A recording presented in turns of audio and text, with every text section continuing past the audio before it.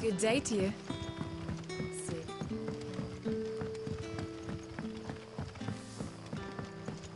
The crystals we get from it. Are we to dig a new cellar?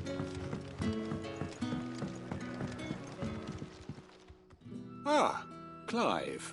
Your timing is exquisite, as always. I have a concern which you may be able to assist me with. Go on. There are whisperings afoot of shadowy figures having been sighted outside the village.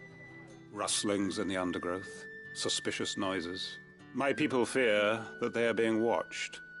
It may be no more than a surfeit of nerves, understandable in the current climate, or it may be the prelude to something altogether more dangerous.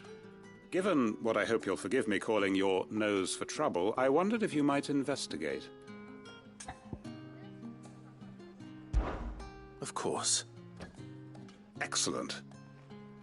You might begin by speaking with the good citizens of Lostwing. Listen to their tales, and make what you will of them. All right. I will.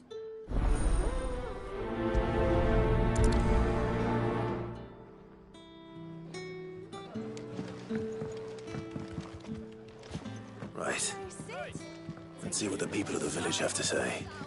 I'd better find out if this is just nerves, or something we need to take more seriously.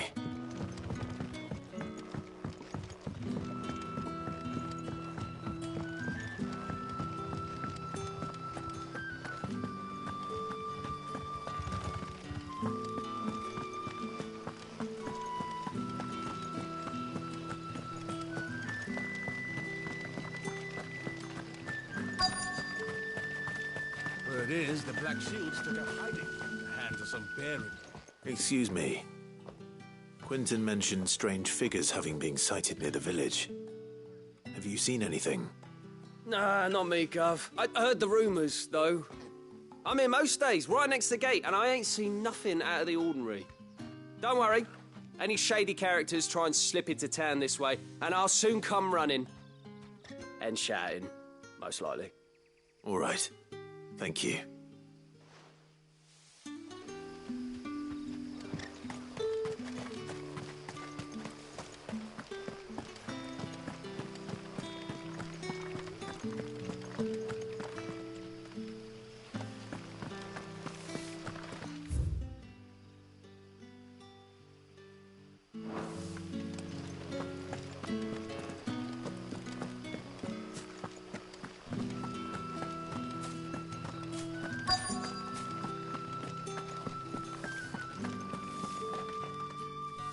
Do you have a moment? There's talk of suspicious figures in the woods. Have you seen anything out of the ordinary? No, but I've heard something. Sound of scraping metal, like someone sharpening a sword. Where was this? In Lorbert's Pass. Was out foraging for herbs when I heard it, screeching out from between the trees. Ran back here as quick as my legs would carry me, and I ain't been back since. I see. I'll look into it. Thank you.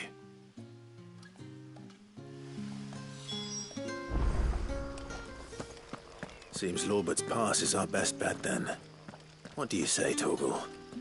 Shall we go and investigate?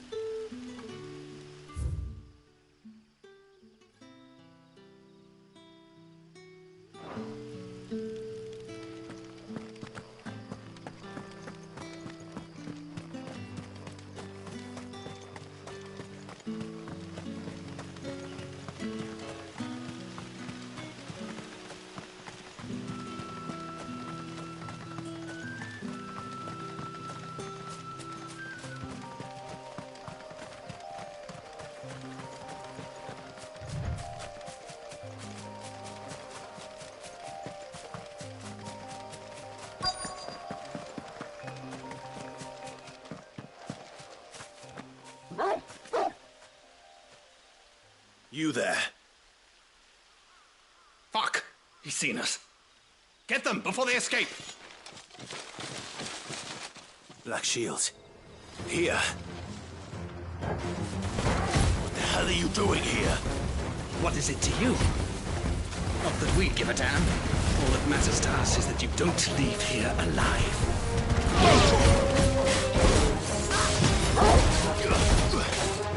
Sicker!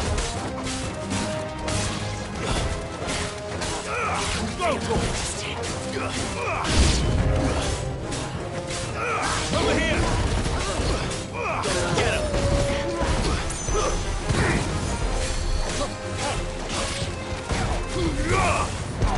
This one! Over here! Go for it! Sicker! Get him! Go for it!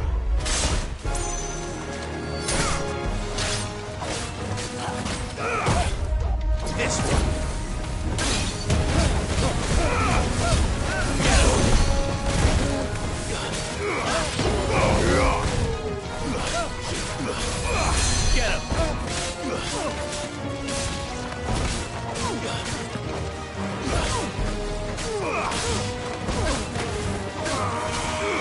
Get him! Get him! Get him!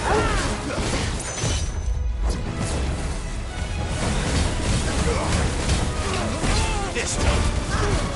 All yours, Torgal! Attack! Go for it! Get him!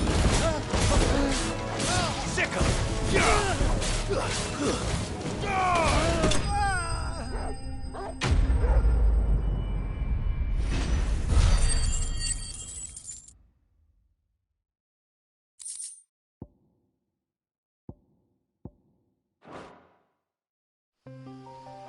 Why were they here? Were they planning an attack on Lost Wing? I need to warn Quentin.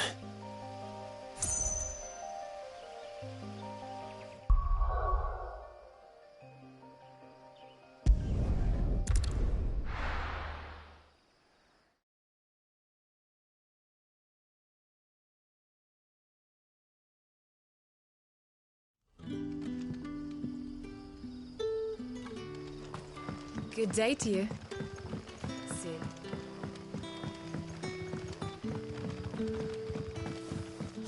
The crystals we get from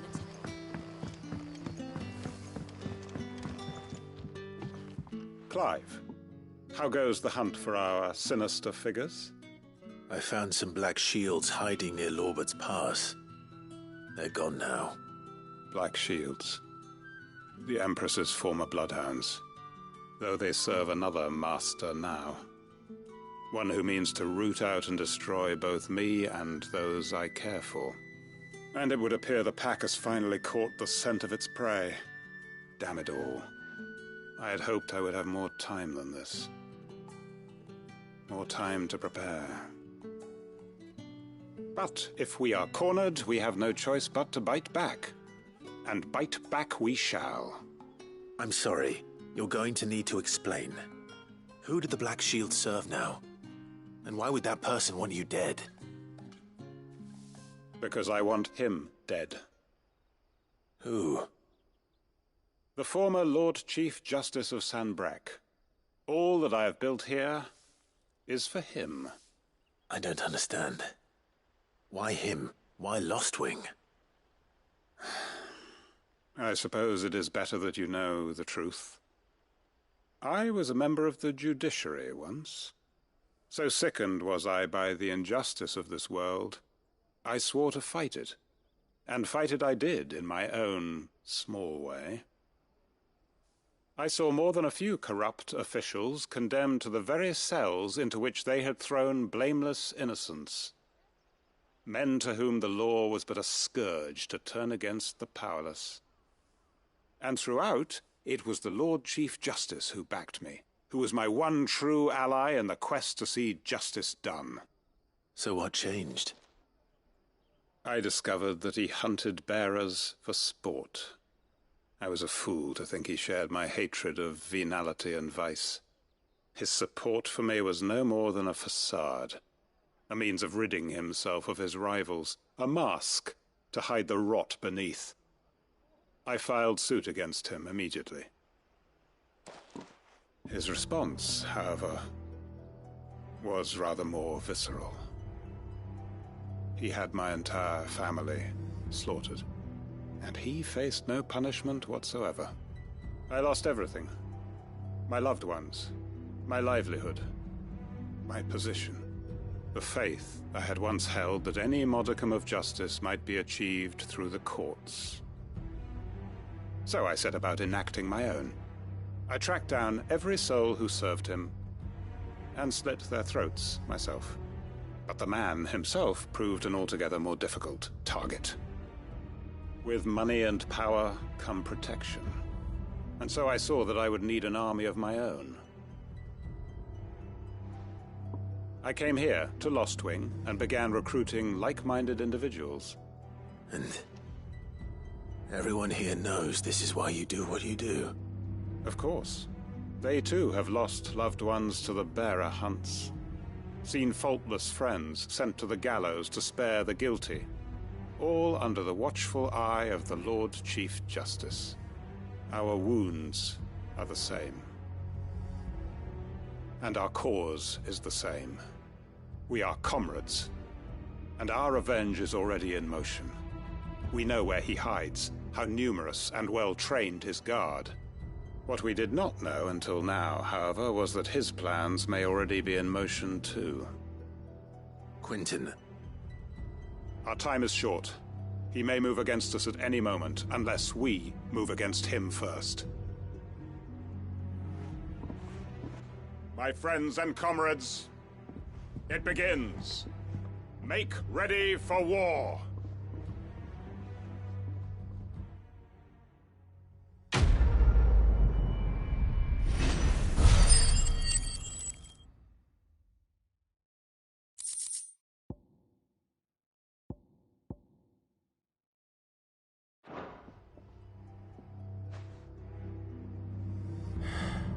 I'm not going to change his mind.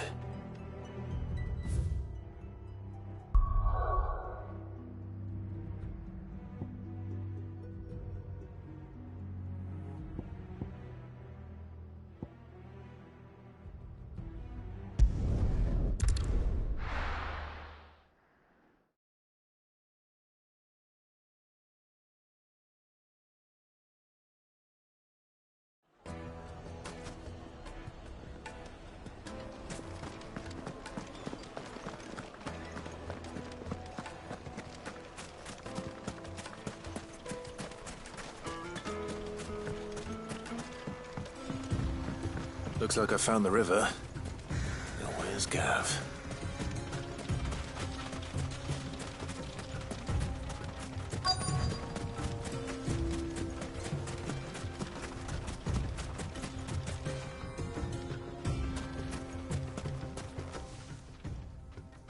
Sorry to keep you, Gav. Better late than never. I've had a quick scout about, and I reckon round here's our best bet if we want to grab as much of this Stardust stuff as we can. Don't know what Blackthorn's planning to do with it, though. I asked over in Dalamil, and they seem to think it was worthless. But if Stardust is what Blackthorn wants, Stardust is what he'll get. There's plenty of this stuff lying about, just begging to be bagged. Then let's get bagging, shall we? We shall. Race ya.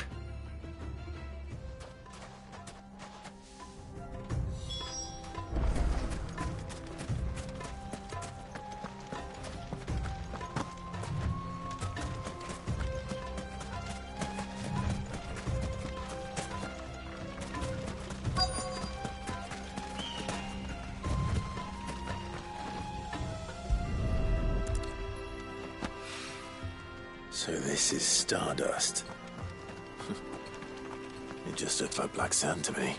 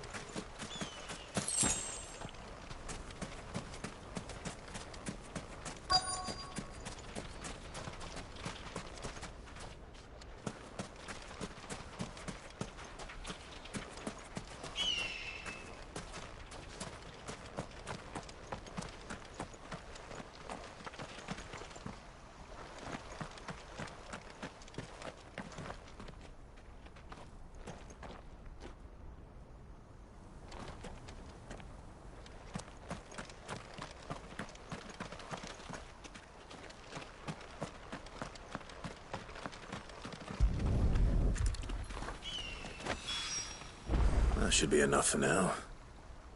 Let's see how Gav's getting on.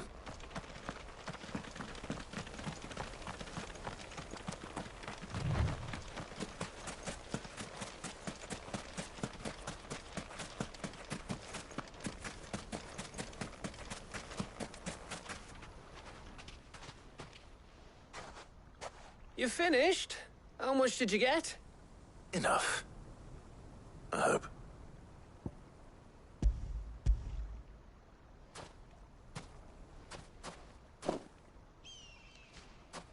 Oh, you win. That might even be enough for old Blackthorn. Here, before we go, do you mind if we have a chat?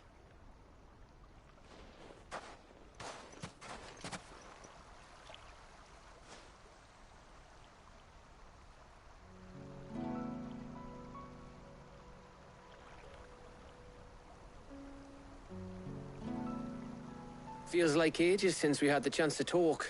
You know, man to man like. It does, doesn't it? Back when you first took Sid's name, we were talking all the time. Working out what to do in that. There was a lot to work out. And there still is. Those shoulders of yours starting to feel the strain. Hardly ever see you around the hideaway nowadays. Always on some errand or other. You can take a day off, you know. Says the man who spends most of his time behind enemy lines. Only 'cause you keep sending me there. I know I can count on you, Gav. Likewise.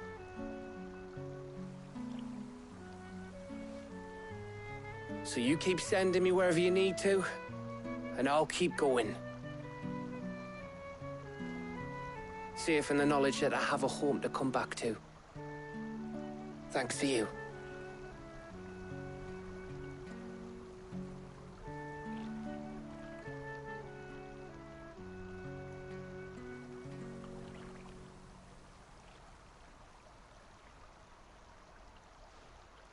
Right. That's enough soppy shite for one day. We'd better get this lot back to Blackthorn before he slings his hammer at someone. You go on ahead. And try to get some rest once you're there.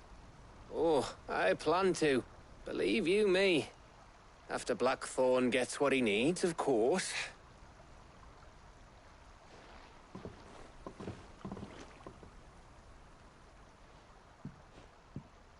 Right. Ready to go home, boy?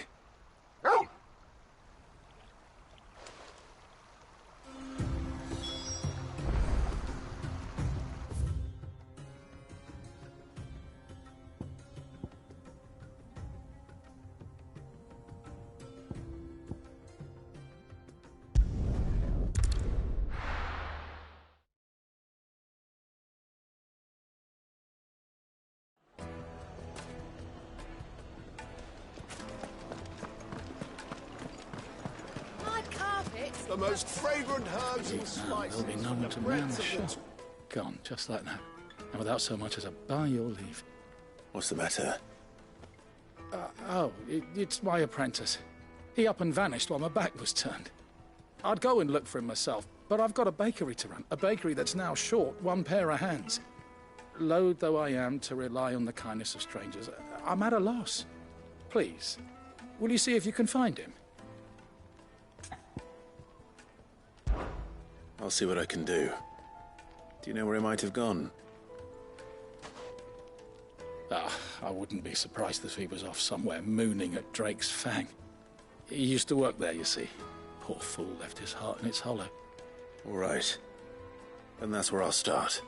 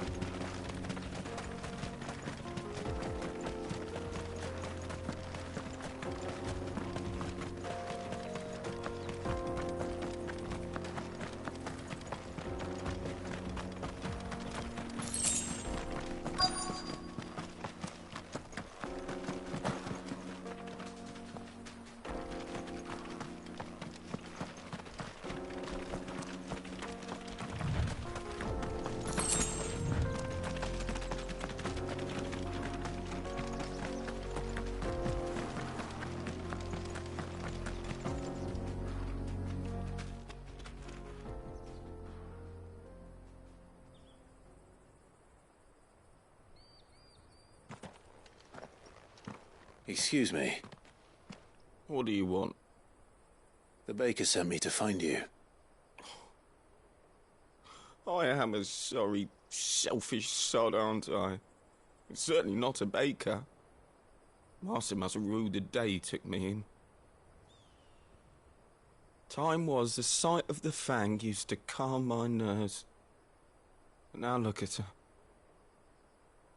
I take it you missed the Mother Crystal. I hated her, but she was all I knew. Worked her mines for years. And when she shattered, part of me shattered with her. I had to trade my pickaxe for a rolling pin, but I'm no good at baking. Every loaf I touch collapses. My bread's as hollow as I am. She was the only thing that could fill the hole inside me. Oh, I loved her, damn it. But now she's gone. She's never coming back. What am I supposed to do? I ask her. How does a shell of a man learn to live again?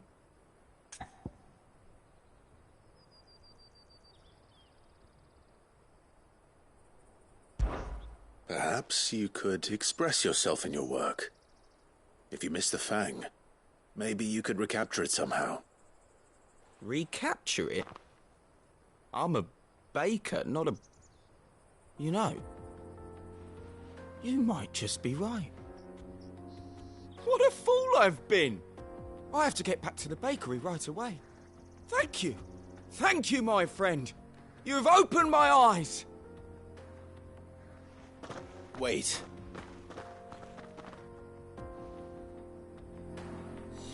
Suppose you won't be needing an escort then.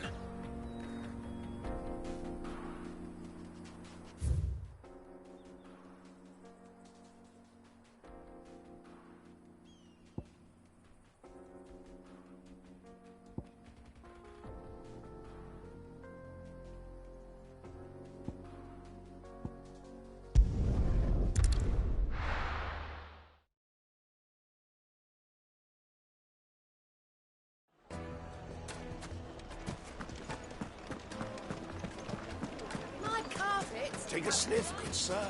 You'll be transported. Ah, there you are. The man who lit a fire under my wayward apprentice. Though I worry you might have stoked the flames a little too high. He damn near ran me down trying to get to my oven. Master, it's ready. Behold the Drake's Balm. A truly unique creation. I dare say it is. Just look at it. A perfect likeness of the Fang herself. Her steepled peaks, her fulsome spurs, her inviting hollow. True, my loaves collapse more often than not, but what's the Fang without her crater? Why, no Fang at all. And look, inside. She's filled to bursting with a bounty of beautiful crystals. Salt crystals! Master, I have found my purpose. I must use my work here to preserve the memory of the Fang. Well, if it tastes half as unique as it looks, I'd certainly say you're onto something. Not only is my apprentice back, but he's finally pulling his weight. With any luck, I might even have a new delicacy on my hands. I don't know how you did it, but you have my thanks.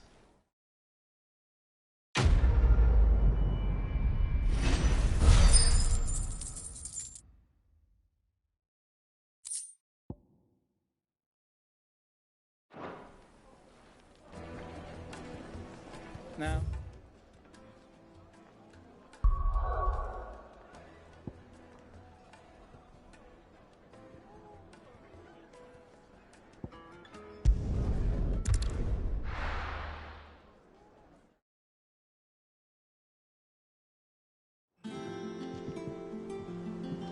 Let's hope this is all Blackthorn needs.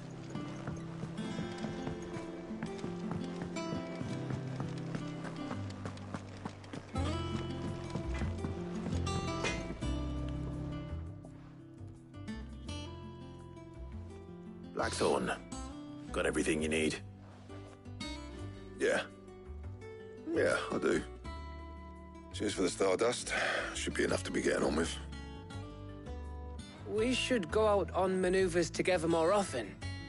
Or beat sneaking around on your tud all the time. I'll make a start on putting this thermal plating together then.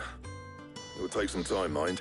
So if you've got other things to be getting on with, I could do without you breathing down my neck. Thank you, Blackthorn. I'll let Mid know construction's underway.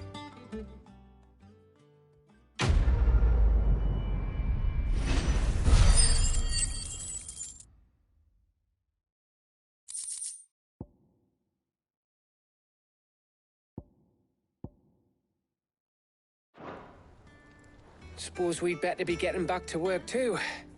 Give us a shout if you need anything.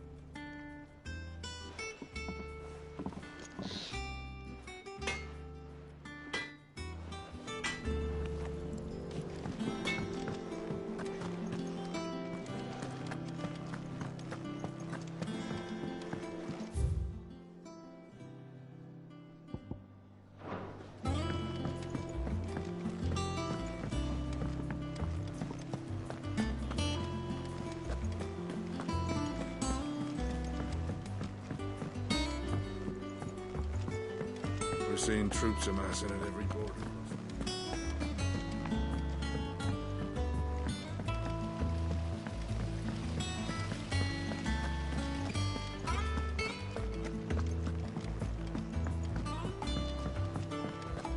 I think Mid might need some help.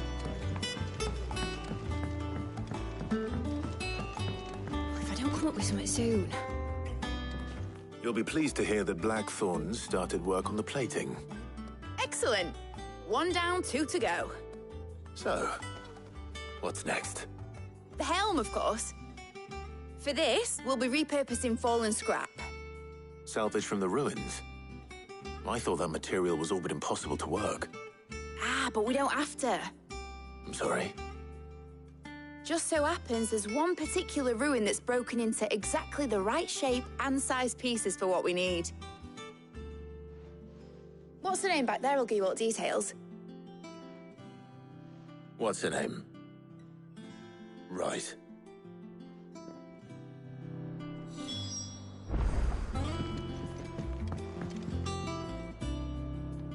Oh, Sid, is this about the helm? Yes. Mid said I should speak with you. I'll show you the plans then. Here you see the mithril engine, in which mithril is burned to generate heat.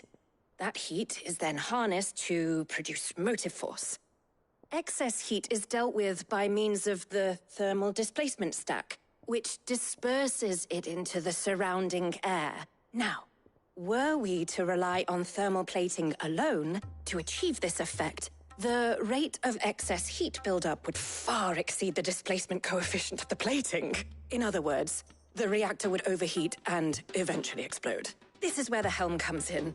It connects to the plating, you see, and serves as a sort of thermal sink to absorb all that excess energy. Our experiments have shown that fallen ceramics are remarkably thermophilic. They can withstand and absorb levels of heat far above anything we are able to make today. And not only that, they're also waterproof and immune to rust, making them the perfect material for our protective hood. Why, if sea or rainwater were to enter the reactor proper, it would vaporize instantly. The forces produced would tear the ship from stern to... You can stop there. I understand. Mid said we might be able to use parts of a fallen ruin. Where would I find it?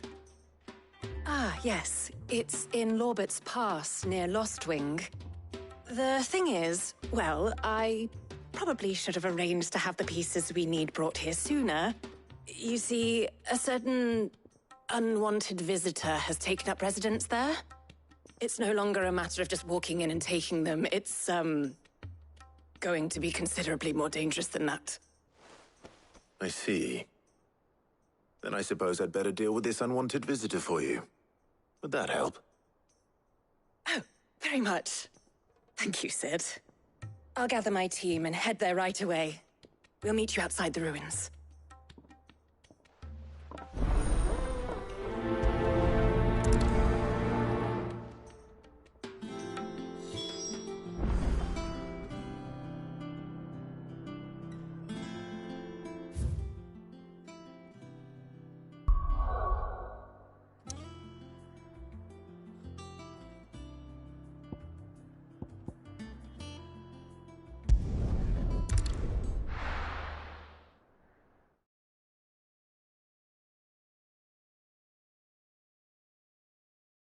I'll be taking you all to a storehouse in the Bales.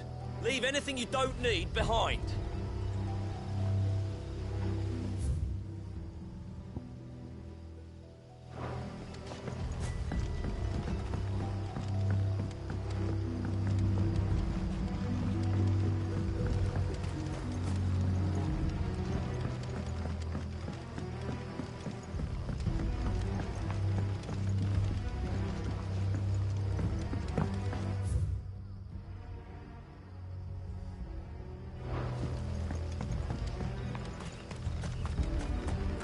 If you're ready, leave at once.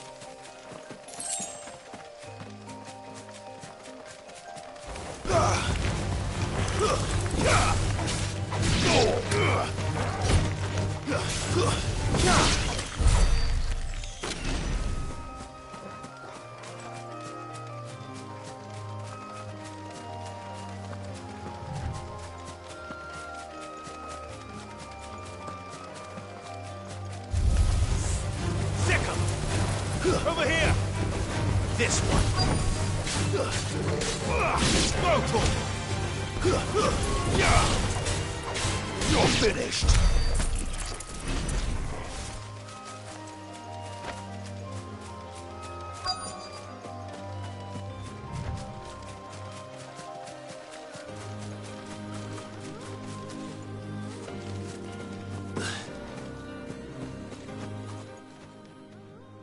Oh, there you are, Sid. Thanks so much for coming. The, ruins are just over there, as is the creature I told you about, I'd imagine. Would you mind?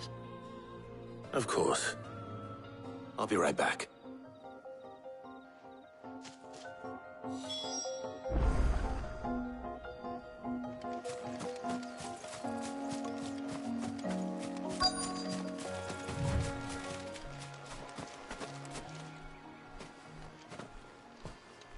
Anybody home?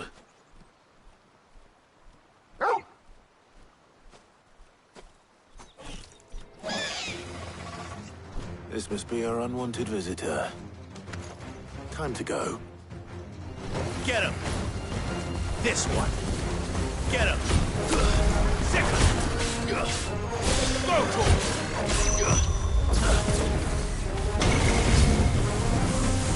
Get him! This one! Brutal!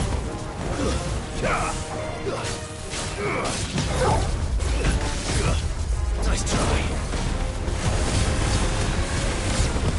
Too slow.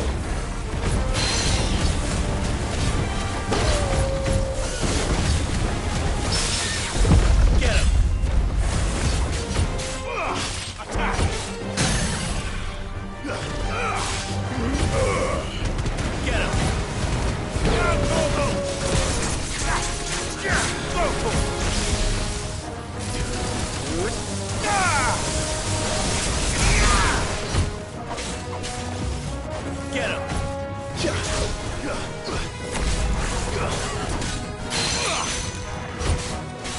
Farewell!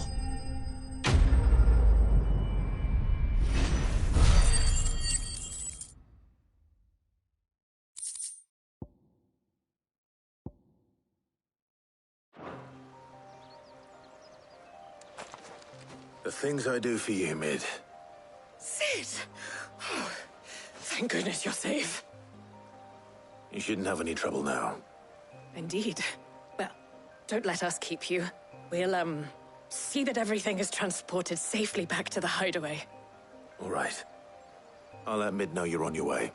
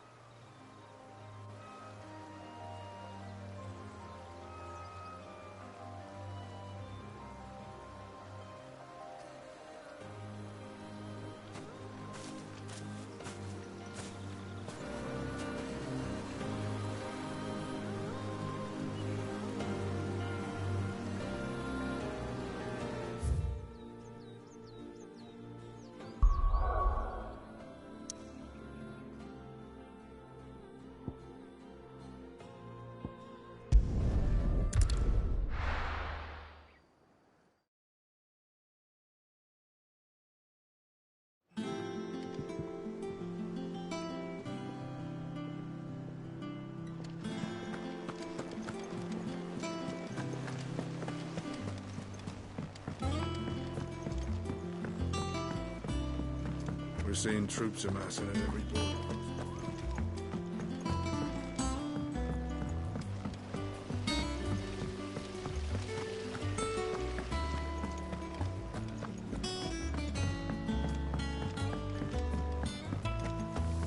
I think Mid might need some help. If I don't come up with something soon. Mid. Helena has recovered the material for the helm. She'll be along shortly. Excellent. Another job well done. And just one remaining. Right. Right, the shielding. This one's a bit of a bugger. How so? The plating's enough to stop the engines going pop, but those things will still be spitting out enough fire to set the rest of the ship ablaze. Which is why you need proper shielding.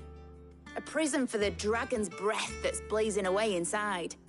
I thought a triple thick layer of tempered steel might do it.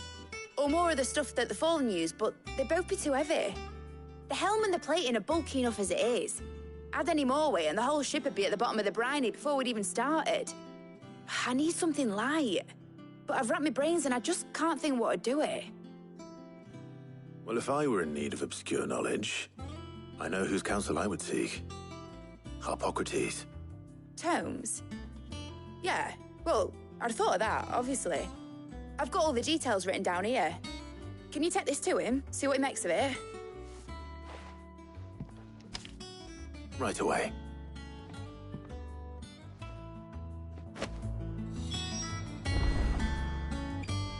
I've been going round in circles trying to find something sturdy enough to withstand the fire of the engines, but light enough not to sink the ship. Should have bothered old Tome sooner. If anyone knows something I don't, it'll be him.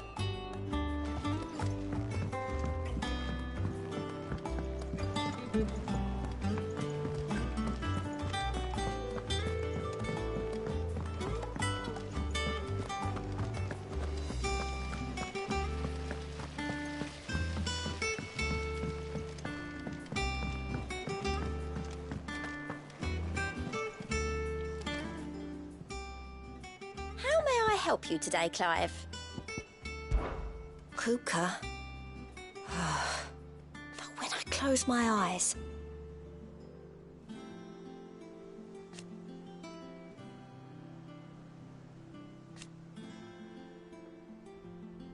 Only I don't know how.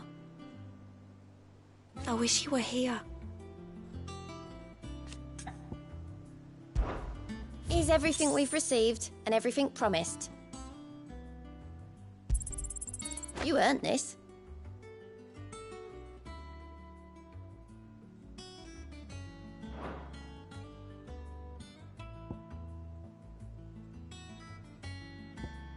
All done?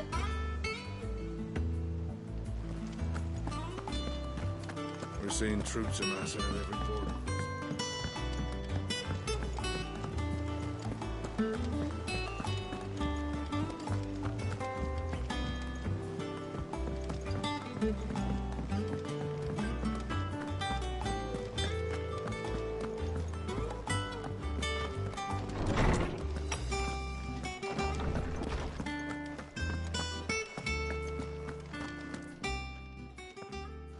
Hippocrates, do you have a moment?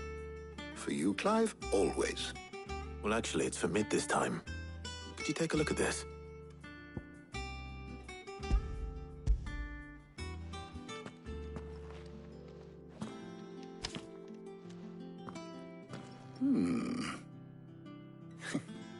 Shielding for a mithril engine?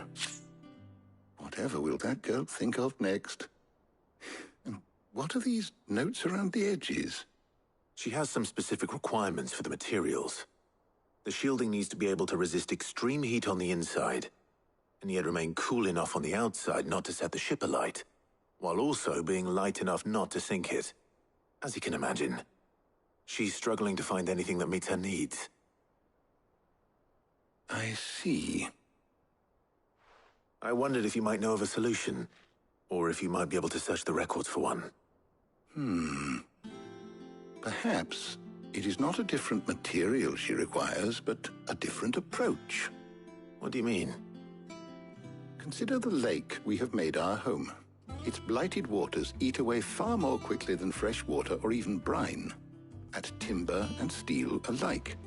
And yet, we have made a home here from those very materials nonetheless.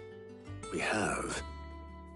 But Bardolph must varnish every board twice over to keep it from rotting. And Obelus complains that without a constant supply of pitch. I see. Early Gregorian histories speak of a preparation known as moon dew. It is said to be able to resist even the most ferocious flames. Before the dragoons tamed the worms and wyverns of the realm, nobles would daub their castle walls with it in order to guard against dragonfire. So if we could recreate it... It might be applied to some material or other in order to provide the protection it requires. As to how best to apply it and to what material, perhaps Bardolph and Obelus might be of assistance. I shall speak to them and see what wisdom they might have to offer. If you would be so kind as to procure the necessary ingredients, I shall discuss the specifics of how it might be most effectively put to use with our two friends. The knowledge of the past may yet prove useful to we of the modern era. Thank you, Hippocrates. And since you're asking others to help you, perhaps I should too.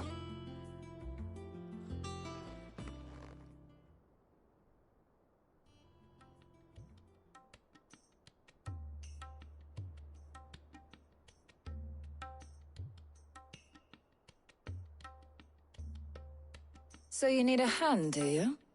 We do. I'll be heading to market for the ingredients we need. I could do with some help. And some company, too. The other can assist me in researching how best to prepare the shielding itself. Can we count on your aid? Always. Well, if Jill's game. Thank you. I am sure either of these fine young minds would prove indispensable in my research.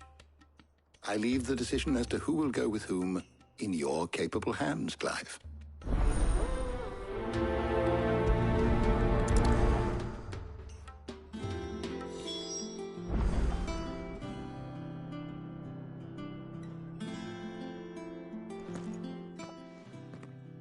So, Clive, have you made your decision? Who will accompany you on your little excursion?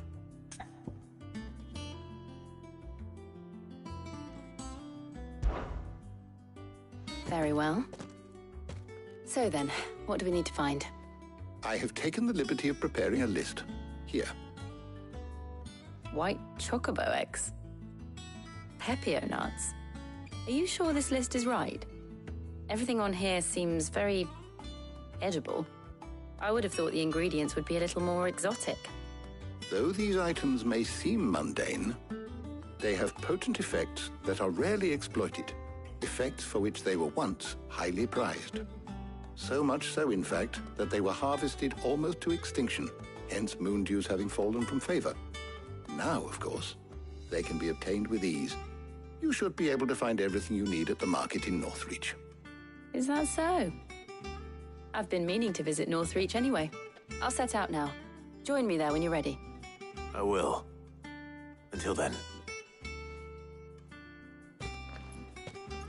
You two enjoy yourselves. You too, Talia.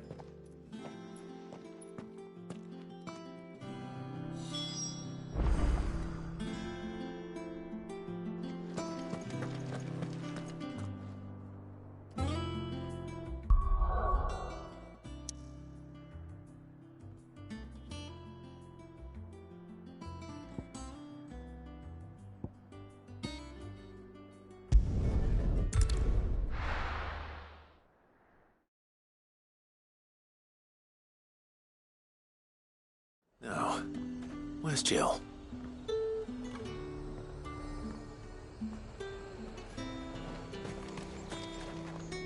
Do you see anything you like?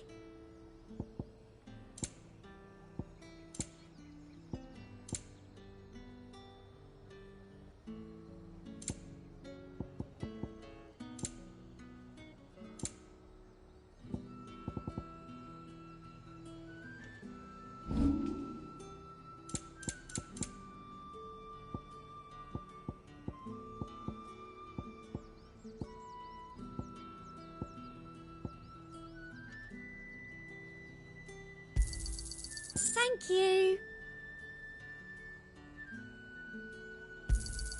I doubt you'll get more than that in the capital.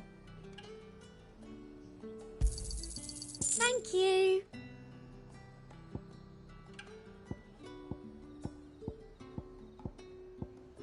I'll be here if you need me. Keep them pilchards nice and chilled.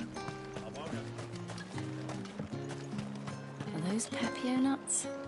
Can never tell. How goes the hunt for ingredients? I've only just started. I'm sure everything we need is somewhere amongst all these stalls, though.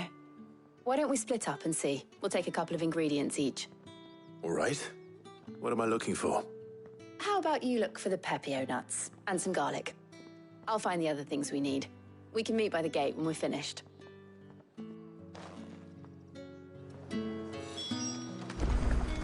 Up! You'll not find a bruised pippin. Fresh cuts! Come and get them before they're gone. You haven't much, but you're free to look.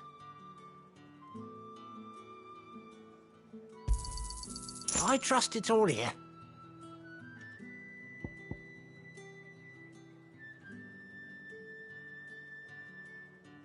Good day.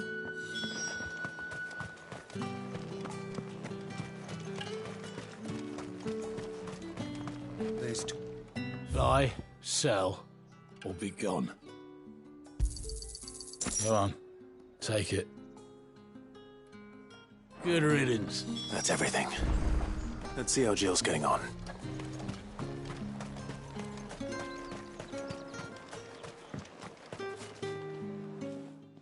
Did you find everything? I did. Here.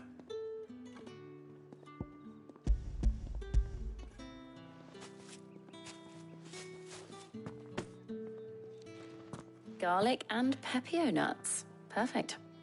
Now all that remains is for Harpocrates to somehow turn all this into what Mid needs to keep her engine cool.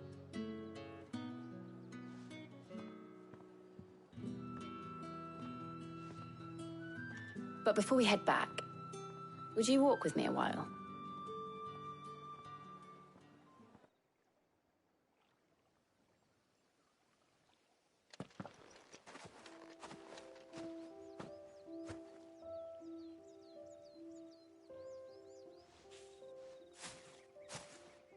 Thank you for asking me to help you today. It makes a nice change. It does. It's good to get away from all the battle and bloodshed for once. Just being here reminds me of when we were children. Do you remember? Walking down Market Street in Rosalith, taking in the sights and smells. How could I forget? What with Torgal's antics. Remember how his nose would prick up at the scent of sausages? He'd go racing away and we'd have to go running after him. We wouldn't catch you now, would we, boy? Was there anything you wanted to buy for yourself while we're here? There was, yes. Well, sort of. Molly in the kitchens told me about a place that sells particularly good pies. Thought you might like to share one with me. I would. Thank you. And I saw some bread.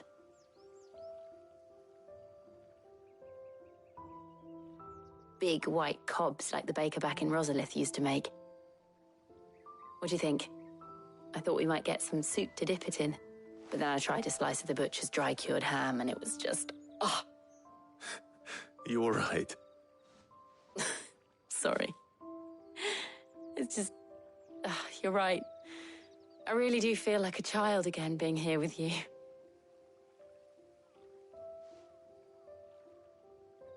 Clive. Is it wrong of me to enjoy this? No, Jill. This is how life should be. And it's how our lives will be when our work is finally done. When we can live on our own terms. I hope so. Thank you, Clive.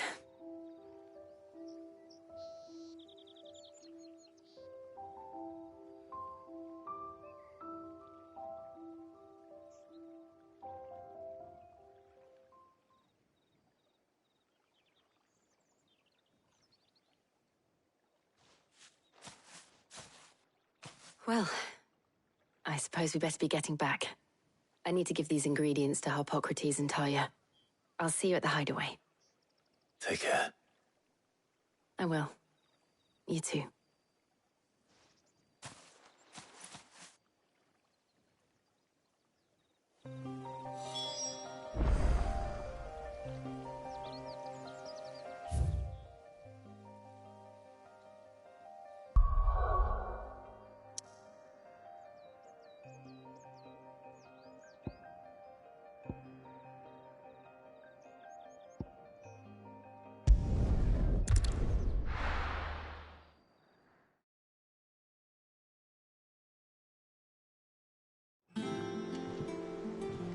I wonder how Harpocrates is getting on with the moon dew.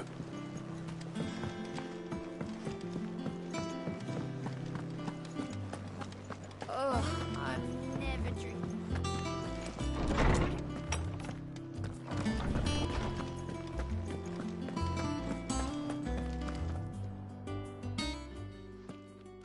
How's work on the shielding progressing, Harpocrates? Well, very well indeed. And thanks in no small part to your kind assistance. I was just explaining to Talia how we might best go about preparing the moon dew. And now that we have all the ingredients, we may begin. You can count on me. I've mixed more than a few mysterious concoctions in my time. I'm sure you have. What about the shielding itself? Work is underway, under the watchful eyes of Bardolph and Obolus. Apparently, it'll be ready soon. Thank you. All of you. Right then. Jill, would you join me in the infirmary? Many hands make light work and all that. Of course.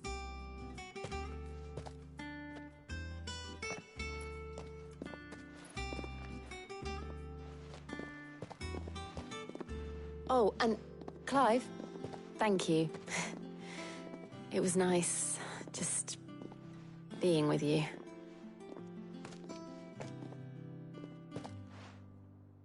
It appears our work here is almost at an end. A shame. I was enjoying playing the man of action for once. When both the shielding and the moon dew are ready, it will merely be a matter of applying the one to the other. Followed by a rigorous process of testing and retesting, of course. Perhaps someone ought to warn young Mid of that. Leave it to me. Thank you, Harpocrates.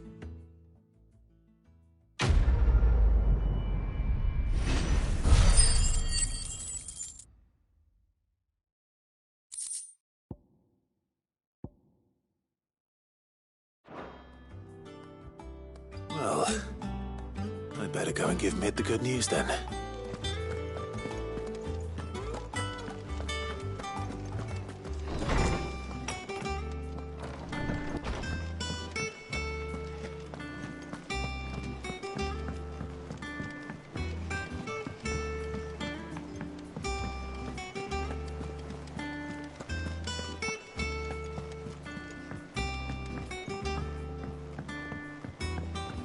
We're seeing troops amassing at every border crossing.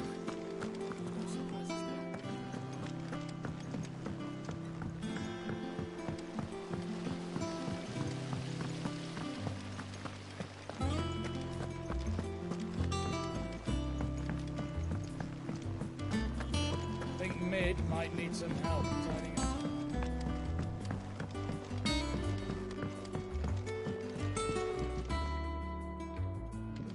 Sorry to keep you waiting, Mid. But you'll be pleased to know that work on the shielding is underway. You found something for it? In a manner of speaking, Hippocrates knew of a substance that's highly resistant to heat. A coating that should provide the protection you need. He's supervising the construction and testing of the shielding as we speak. Brilliant! I knew you wouldn't let me down. Don't thank me. I'm just the errand boy. Right then, better start working out how to bolt all these bits together. To the Black Hammer!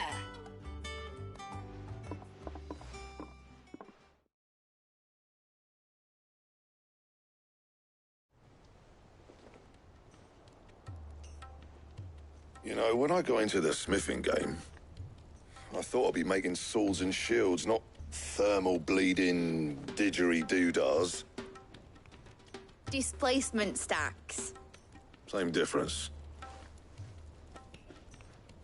Whatever you call it, I ain't putting it together in here. It's cramped enough as it is. Let's take this outside. Mid, you get all the parts lined up on the deck. I'll take care of the rest. On my way! Oh, and bring me the biggest hammer you can find. This is gonna require some precision walloping.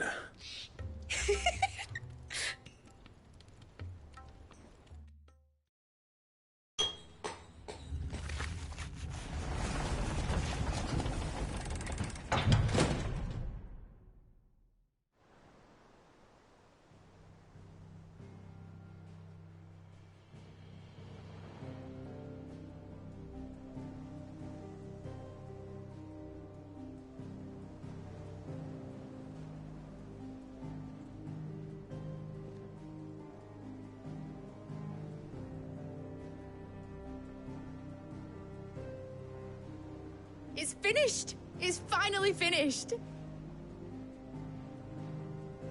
Thank fuck for that. I'll be feeling my hammer arm for weeks. Thank you, Clive, Blackthorn, everyone. That's one down and just 3 more to go. I'm sorry. Oh, didn't I tell you?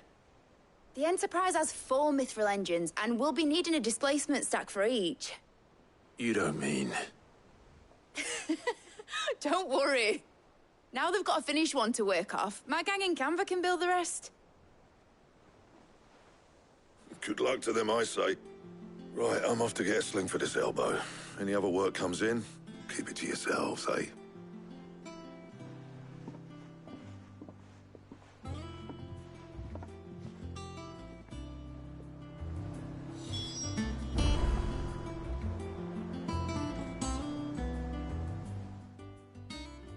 What's the matter? Nothing. Just daydreaming. Thinking about the Enterprise sailing off over the horizon to shores unknown. Searching for a land untouched by the Blight. Just like me and my dad planned. So if the worst came to the worst and every scrap of soil in the Twins turned black, we might still have a chance. That's what she was meant to be. You see, one last chance just in case we needed it. But now she's so close to being finished, I've realized I don't want her to be that. I don't want her to be just a lifeboat for us to cling to if things get desperate. I want people to sail aboard her by choice, not from the lack of it. In a world where we're not just trying to survive, but where we can actually live. I'm working on that. And I'll do everything I can to get you what you want. Don't you always? All right. My mind's made up. As soon as the Enterprise is fit to sail, I'm putting her under your command. Sod our plans, I'm trusting in yours. Are you sure about this? Something tells me it's what my dad would have wanted. He'd be proud of you. You were gonna visit his grave, weren't you? I was. And you can come too now that your little project is finished. Right. There's just one thing I need to finish up first. Won't be a mo. All right. I'll let Otto know you're coming. Meet us in the mess when you're ready. Aye, aye, Captain.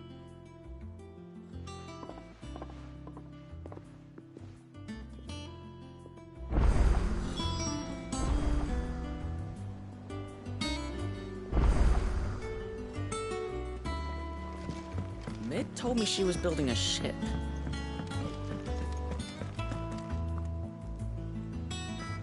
All right, Clive. Asterix. Mid finished sending half the hideaway traipsing across the twins, has she? I swear, that girl'd do anything to put off visiting her old dad's grave. No excuses now, though, eh? Not quite.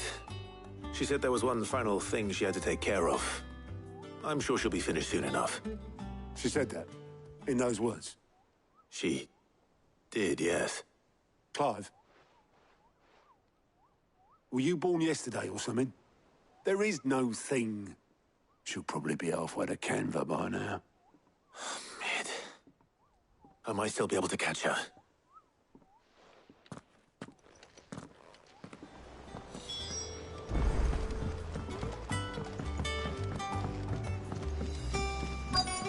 Is that the thing Tomes helped? Obelith, have you seen Mid? Yep. In a boat, going that way. Then I'm too late. You in a hurry and all, are you? Oh, I offered to take her across, but she wouldn't wait. Just paid for a dinghy and rowed off. Oars going like the clappers.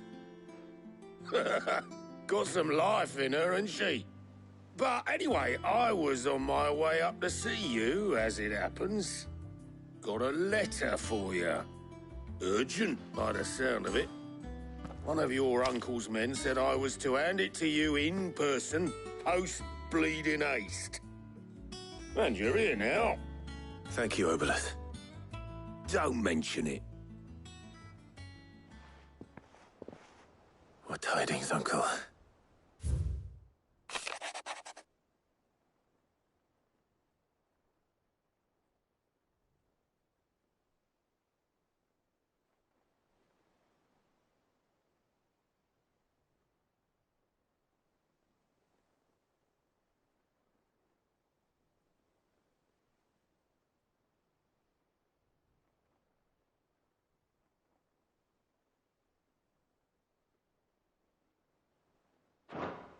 Trouble in Canva. Well, I'll need someone to keep an eye on Mid.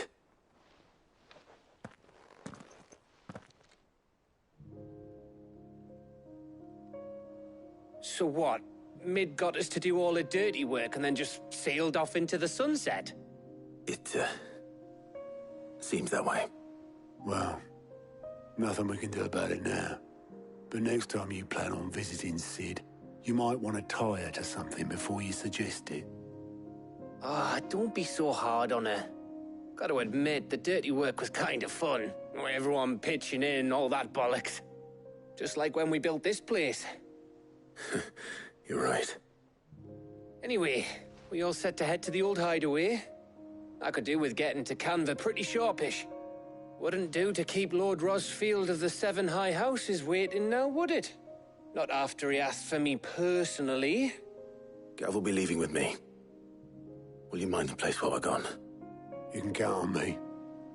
Just be sure to give Sid and the others my regards. All right. Oh, by the way, Jill will be joining us too. She's got some things to take care of, but she'll meet us there. I hope she's telling the truth at least.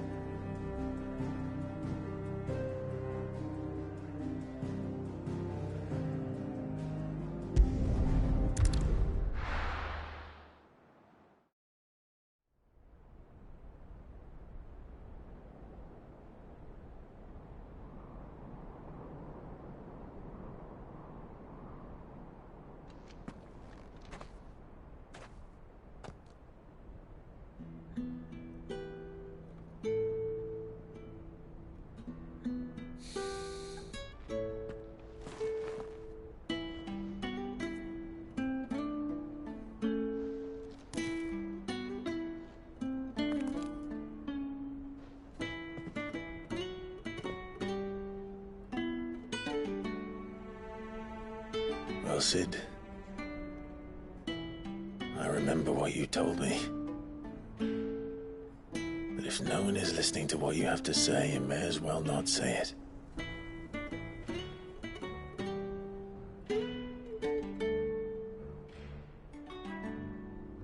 But I will say this, old friend. Hugo Cooker is gone. His shadow looms over us no longer. It's a pity the Phoenix can't be in two places at once. If he'd have been with us, maybe he could have done something for the lost. Not even the Phoenix can bring people back from the dead. Life has a beginning and an end. So we must live while we have the chance. And not as slaves to the crystals, but as free men. May we join you?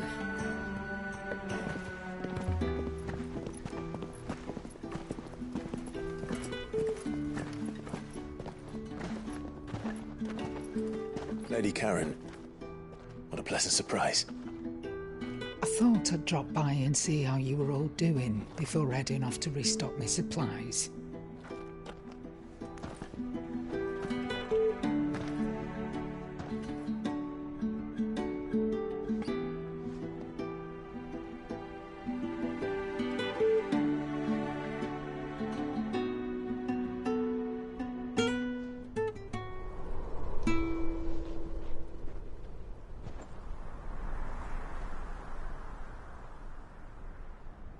It wasn't the most scenic view back then, but it were never as bad as this.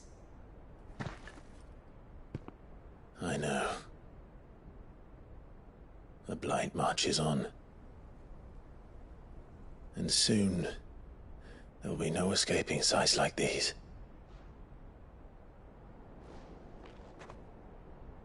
So our mission remains unchanged. We cannot stop until every Mother Crystal is gone, and their thirst for ether with them. The only one that remains in Storm is Drake's Tail in the Crystalline Dominion. Our next target. We're going to Twinside. It's the capital of the Empire these days. I wouldn't like to think how tightly guarded they've got the place. Not that that'll stop you, but we do well to scout it out before you go charging in. We would indeed. If you're off to the Dominion, you can take this great lump with you. Goods. Oh, I am sorry. Have you forgotten you're the most wanted man in the Twins? I thought you might like to disguise yourselves as the attendants of a travelling trader, assuming you've no better ideas. You wanted to buy yourself some tools, didn't you? Well, now's your chance. You're letting me go with them? Oh, thanks, Nan. Stop that! You'll break me bones, you great galoot.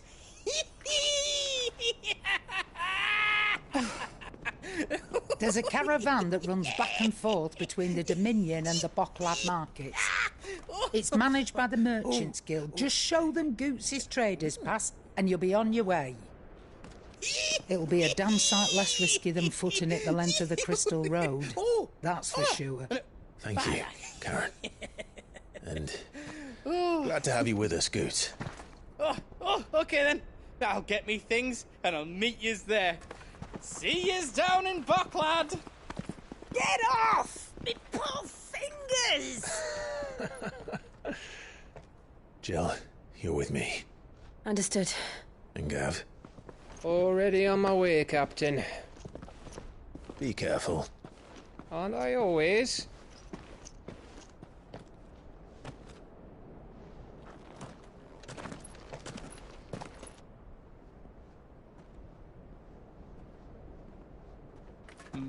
Do you see that, Sid? Your protege's making a proper little outlaw of himself.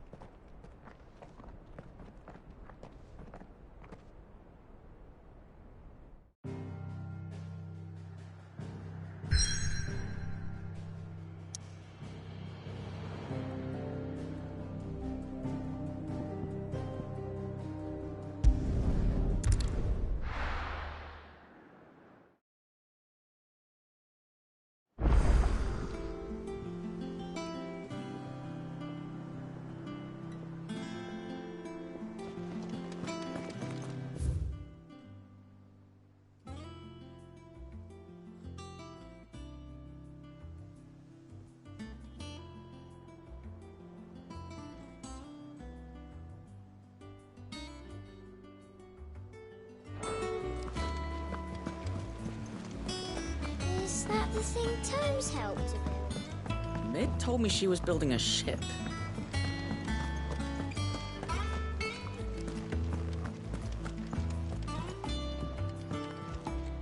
Ah, my favorite pupil. What is it that you wish to learn? I have the details here.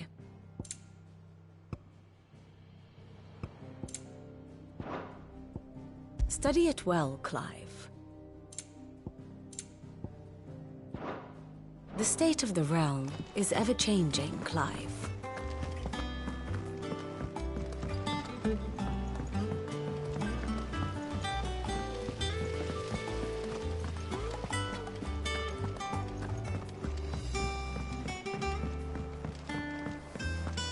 I think Mid might need some help tidying up.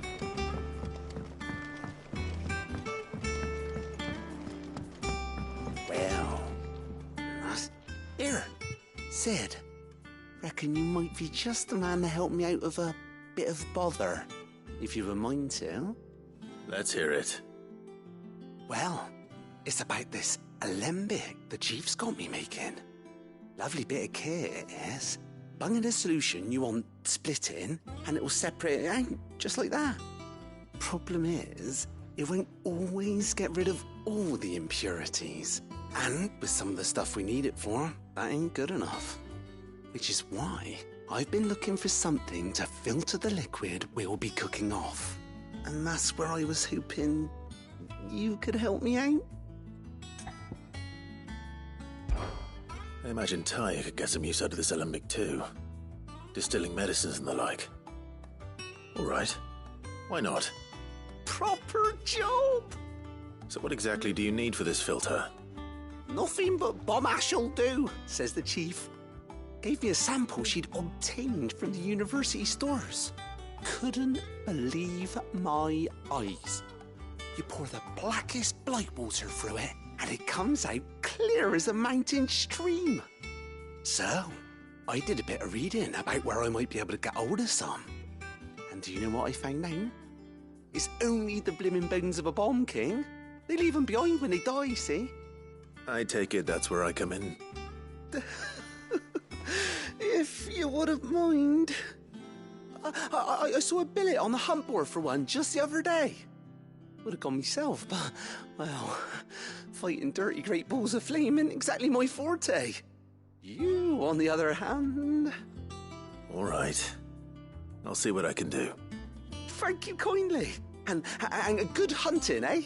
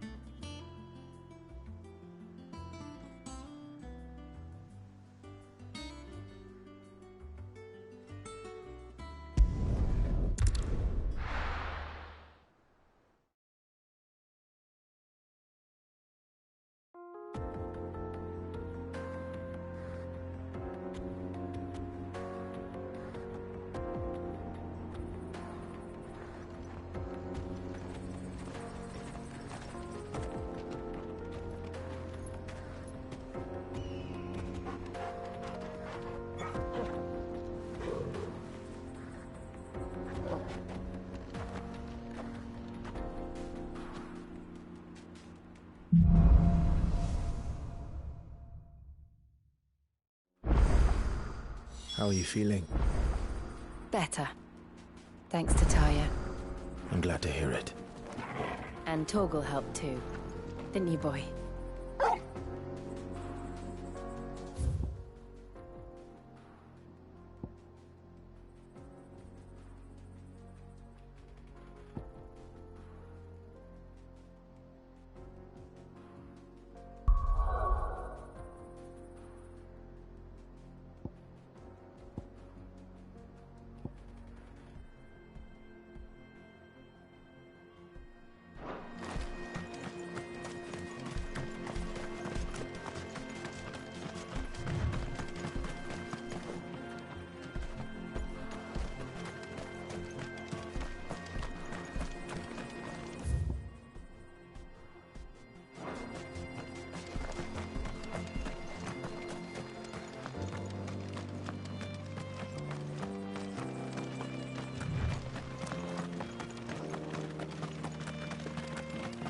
This used to be a trade route for merchants crossing the Scars, till the Republic laid a new road wide enough to let wagons pass, and all official traffic moved there.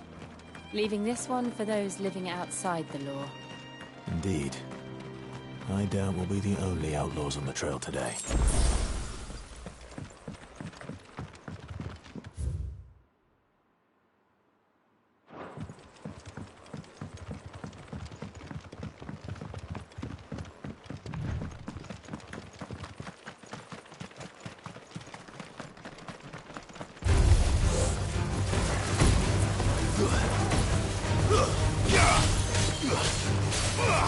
Over here! Get him! Over here!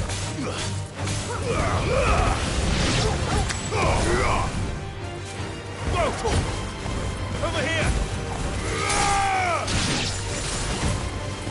Sick him!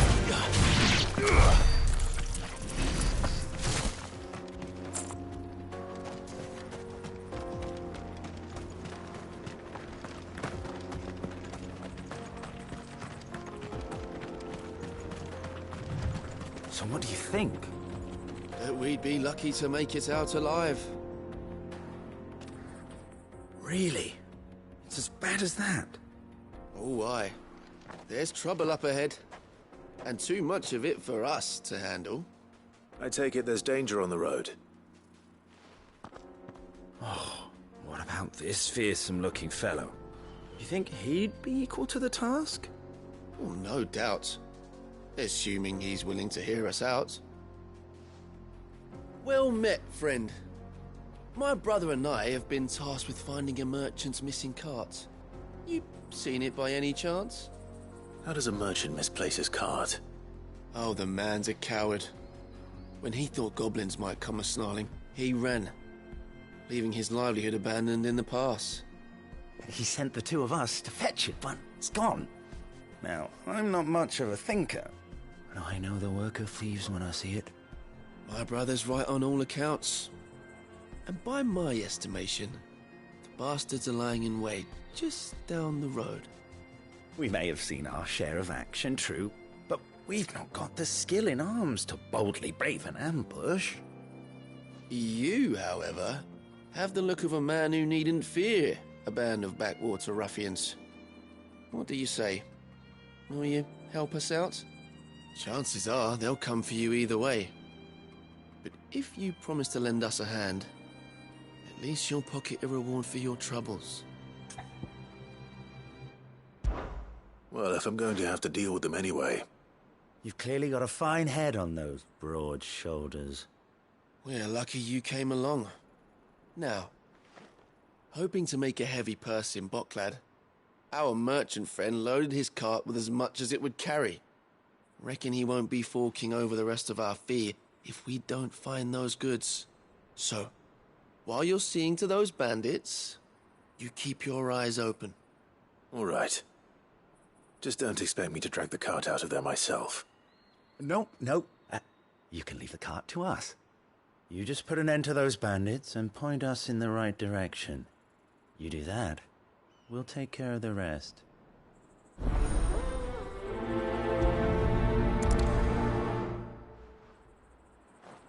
You'll be doing Botclad a favour if you can clear out that pass. Why, I dare say they'll give you a hero's welcome.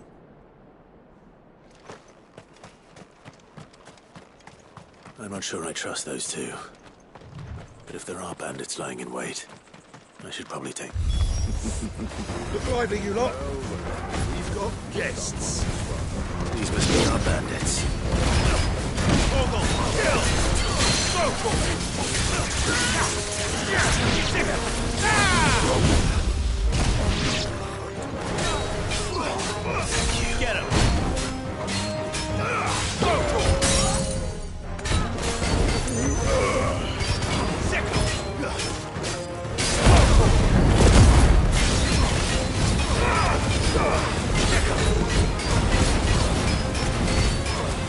Get him.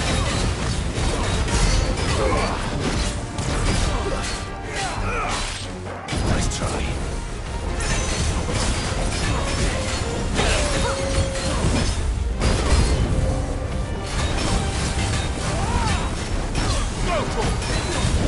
Nice try.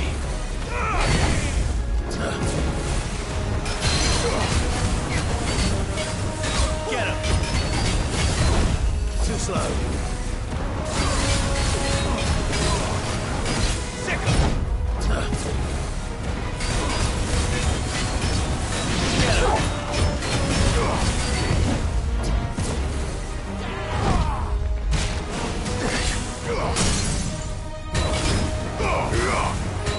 This one. Now, Torgal.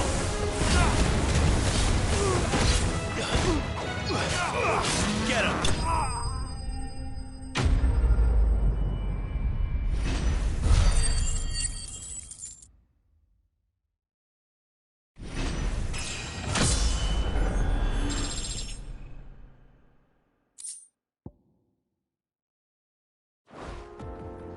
That's them dealt with. Now, where's that cart?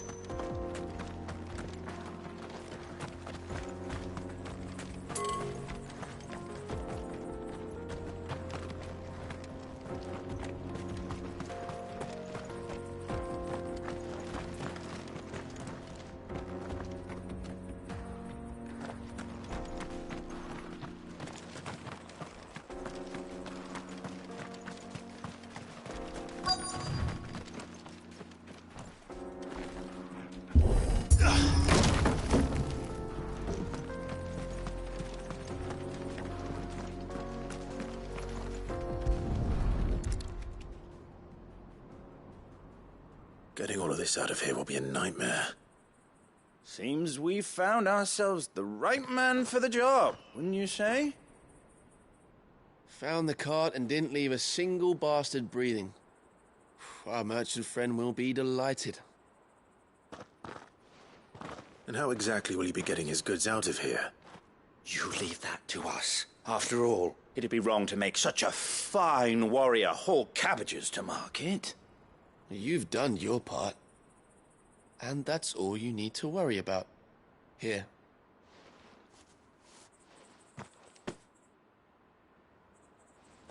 It's been a pleasure. Now piss off. There's no need to be so rude, brother. What if we want his help again next time?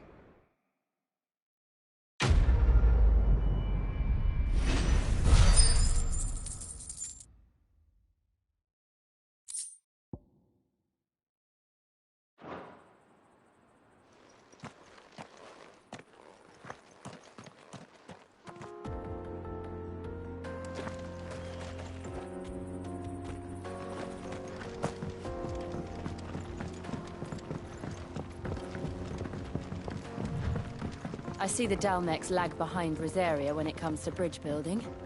The fallen ruin should hold, at least. The path continues on the other side.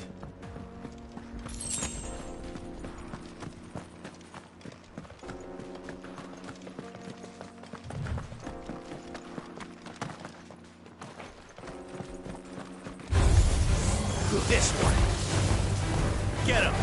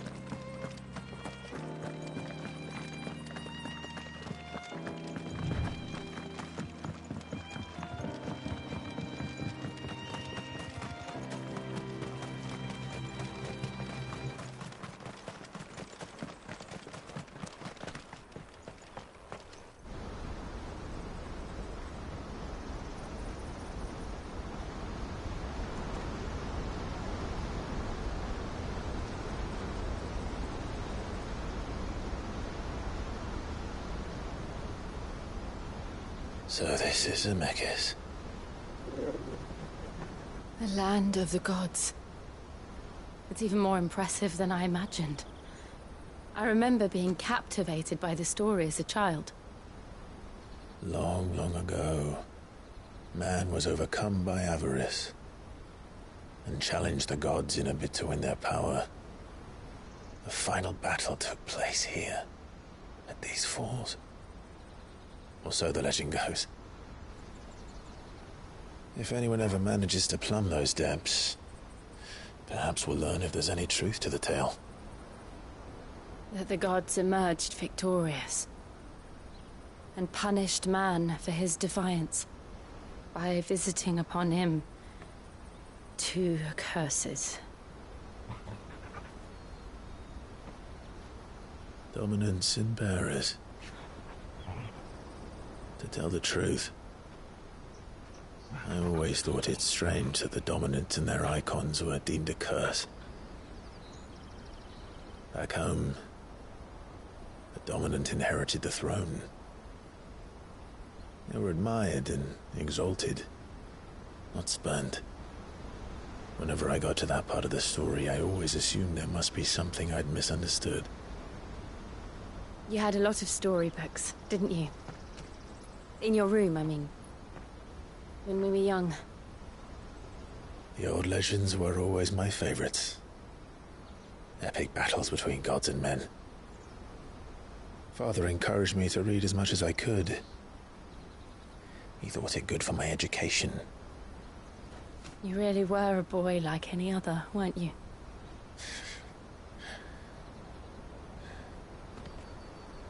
Just look at this place. It's enough to make you believe the legends are true. I know.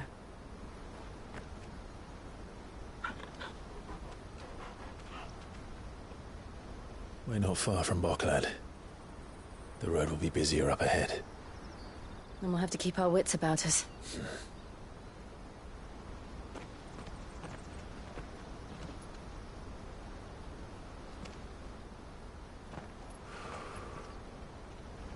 Clive? Something wrong? Nothing. It's nothing.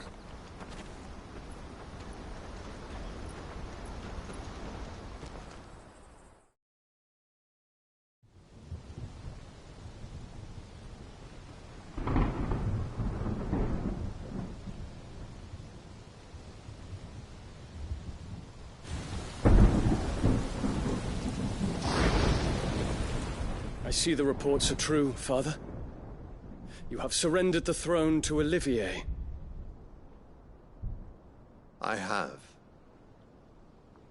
Emperor Olivier shall rebuild the Holy Empire of Sanbreque.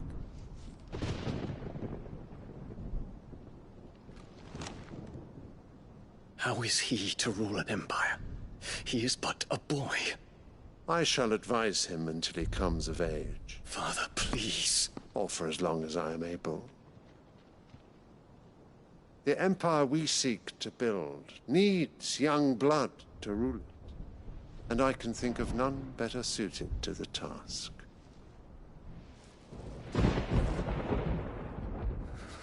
There is other news, Dion.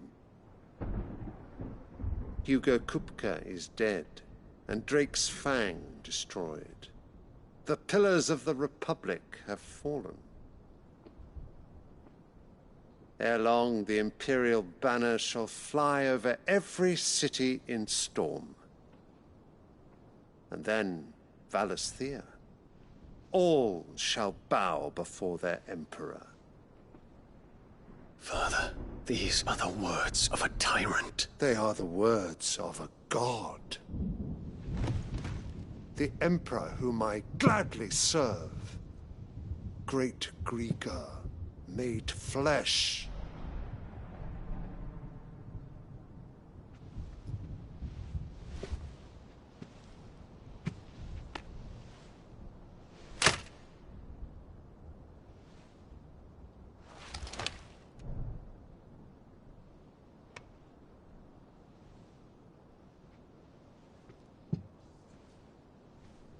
Return to your camp, Dion, and ready your forces.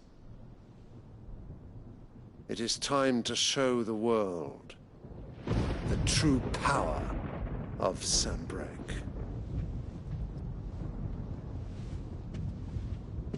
Father. I find you much changed. Is this truly the path you wish to tread? Or are these the ambitions of another? Of Ultima, perhaps? What nonsense is this? I speak my mind, and my mind only. Though I do owe Annabella thanks for reminding me of certain truths regarding the nature of nations, of rulers, and of the divine. You would trust the words of this traitress? She betrayed her country. She slew her husband. You have ever been an invaluable servant to Sanbreque, Prince Dion. I trust you will continue to serve your Emperor in the wars to come. The canker! Silence! Insolent wretch! You will bend the knee. All else is heresy. Sire, forgive me. This audience is over. Come, your Radiance. The Rowena Syndicate awaits your pleasure. Oh, not another meeting with silly old men. They're so boring. I'm hungry, Father. Can't we have luncheon instead?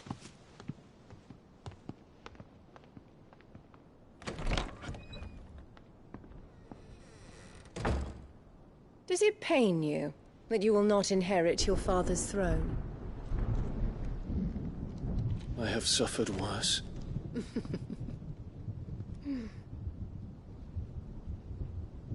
Count your blessings, Dion. For a base-born child to be chosen by Bahamut is miracle enough. You have risen high on his wings, but you shall rise no higher, lest your impure blood stain the throne. What do you know of my blood?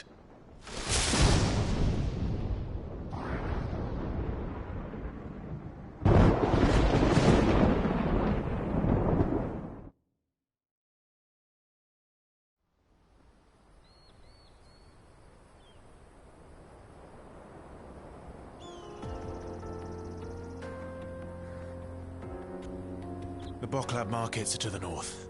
We just need to hug the coast.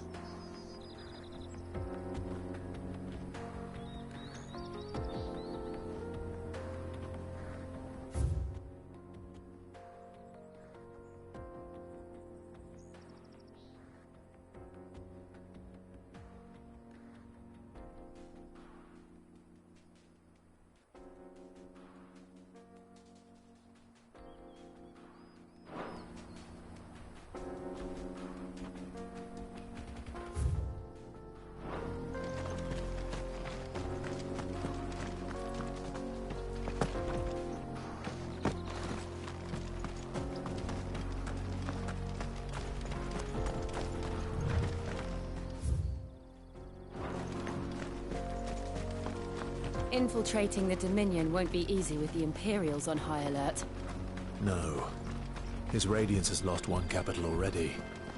We can be sure Sylvester will do everything in his power to hold on to Twinside.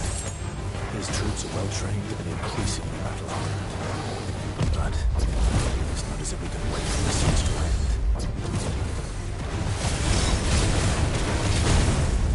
Sick 'em! Get him! Nice try.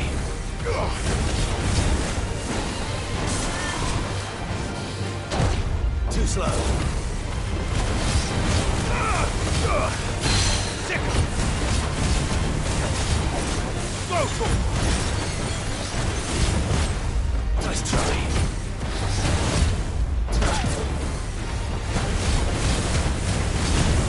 Nice try.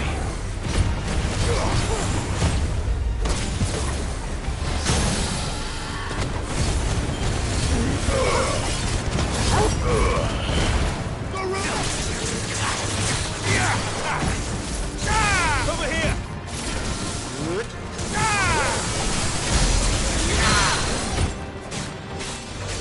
It's over!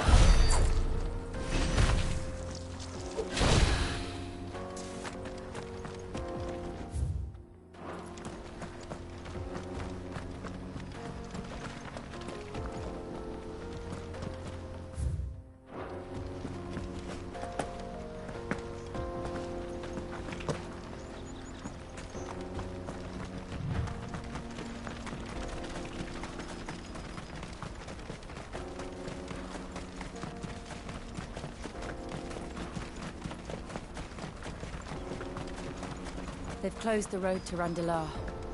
If the siege breaks, they'll need more than this to stop the Imperial legions marching on the capital. Oh, I'm done for. If you haven't got a pass, you're not getting through. Please, I'm begging you.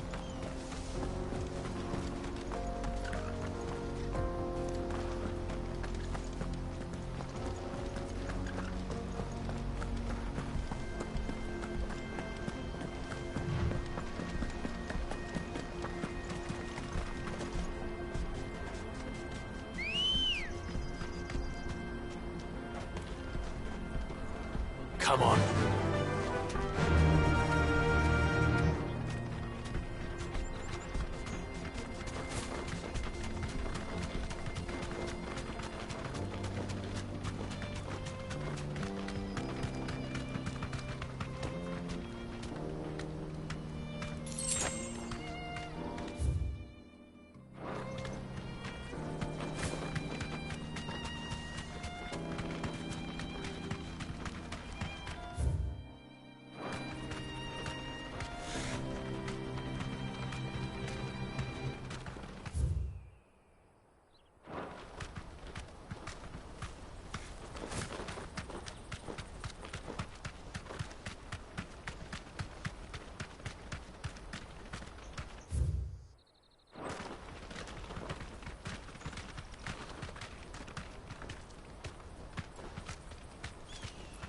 You deserve a rest. Sick 'em! This one. Over here! Arise! Attack!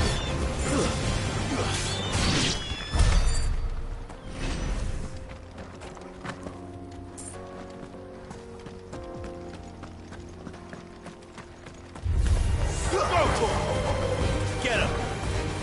This one!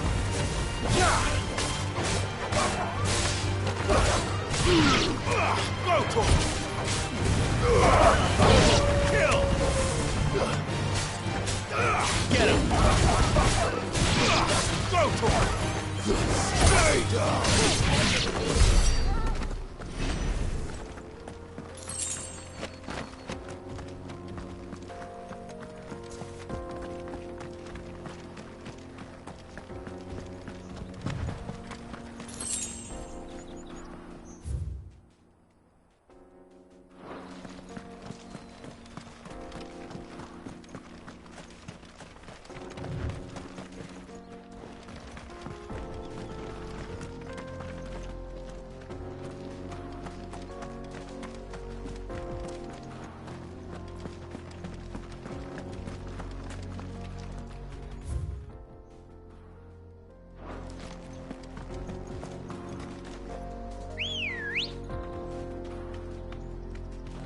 Good girl. Yeah!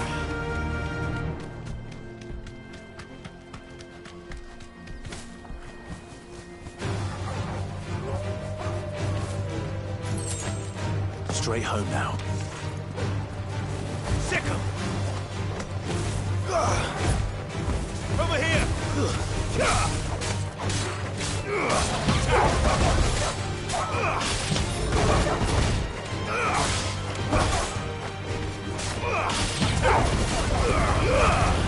Now, Portal!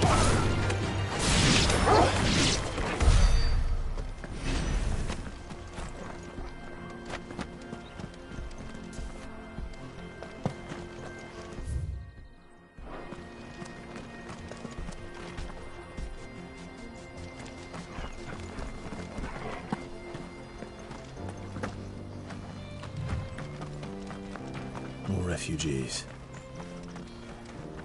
And they're all making for the crystalline dominion. Because they don't know how to live without the crystal's blessing.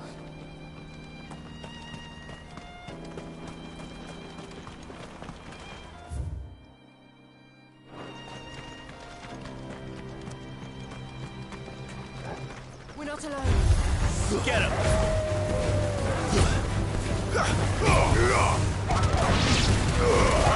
Portal, kill! Sick 'em! This one!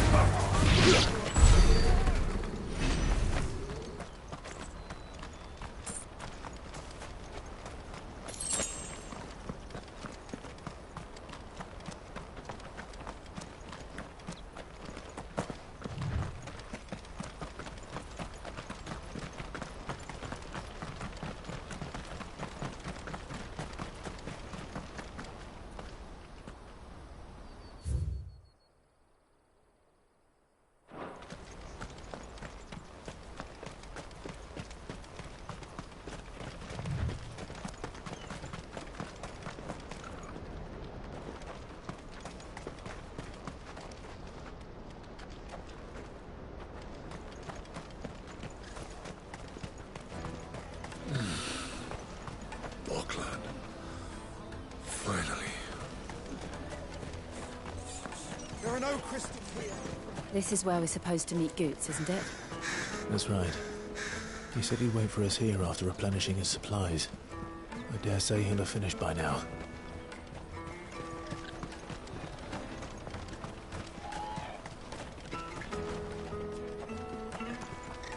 Hurry, man.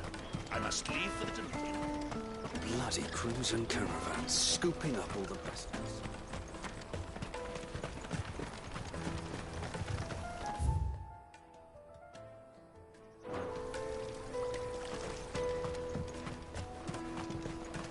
I hear the brothers found another pit.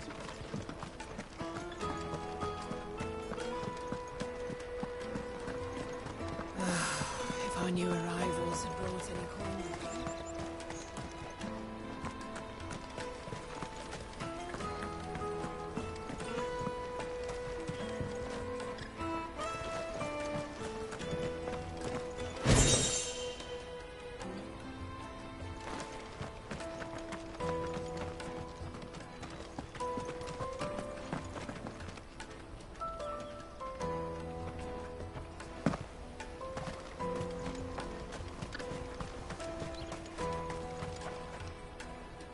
I wish to engage the Crimson Caravan services. Where's the proprietress? She's otherwise engaged at present, my lord. Come back later.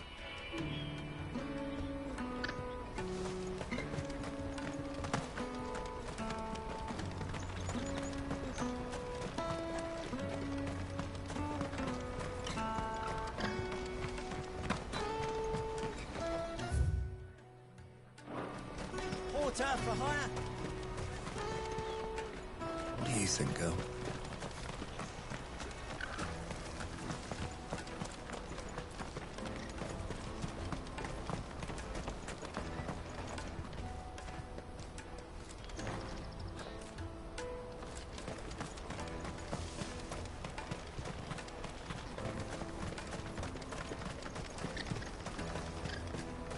This is everything.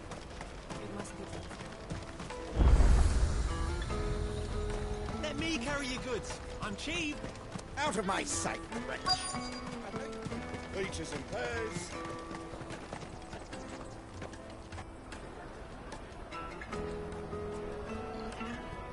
Wonders from across the water. Come one, come all. Feast your eyes. Good sir, can I interest you in...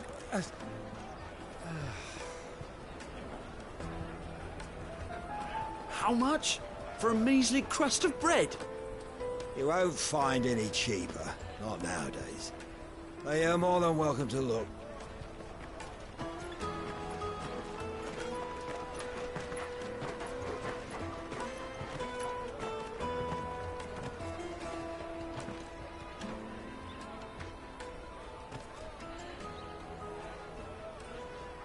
The Empire's unlawful and illegitimate occupation of the Crystalline Dominion is still in effect.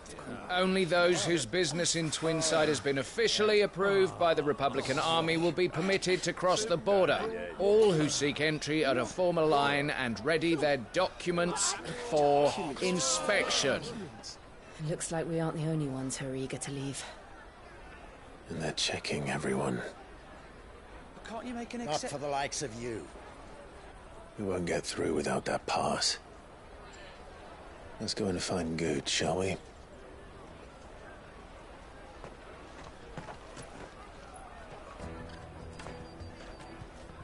He must be around here somewhere.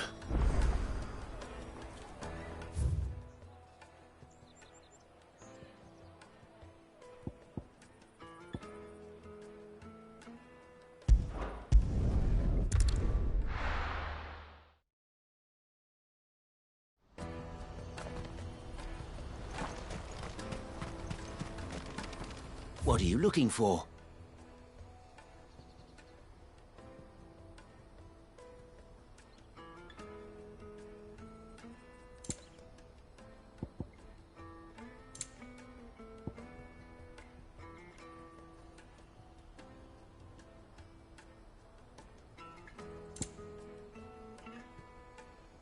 May Gilbert smile upon you. Out of my sight, wretch. I know you...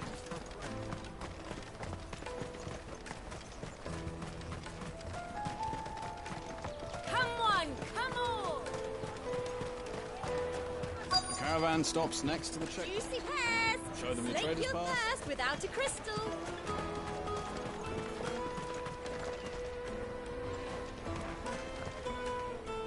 Ah, good. There you are. Clive, I'm so sorry. Don't tell Nan, will you? Slow down, Goods. Just tell us what happened. It's me trader's pass. It's gone. We cannot ride the caravan without it. We won't even be able to get through the flipping checkpoint. Do you remember when you last saw it? It was in my pocket a minute ago. Then a bairn bumped into me and... Yeah. You don't think that they might have nicked it, do you? It wouldn't surprise me. A busy market like this is prime territory for pickpockets. So, to get the pass back, we need to find this child. Where would we even start? I know where! I've got a pal in Bocklad who might be able to help us. No one knows more about what goes on round here than she does. Where do we find her? She's the owner of the Crimson Caravans, up that way. Sign's got a red chocobo on it. No time like the present. You two go on ahead. I'm gonna check the rest of my stuff, make sure naught else is missing. All right. We'll meet you there.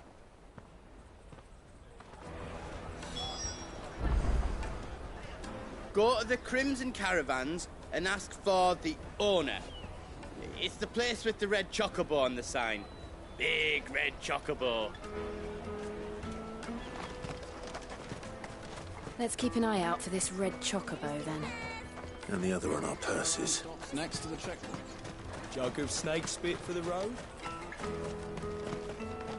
If you're looking for the Crimson Caravans, head out of the canyon and take the first road to your right. But if it's a bowl you're after... No? People only ever want directions.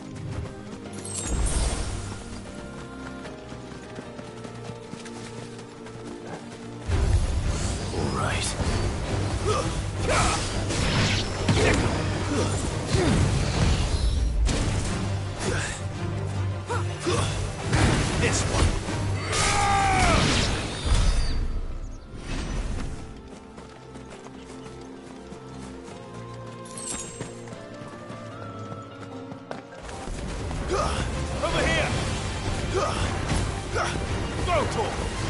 Attack! Too slow. Rotor! Sicker!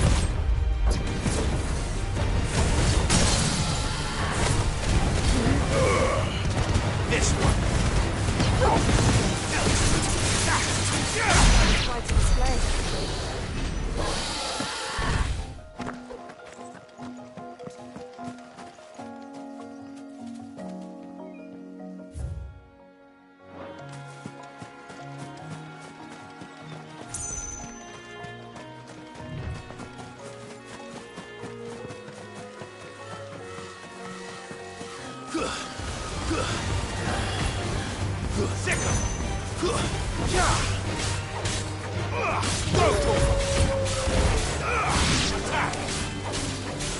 Farewell!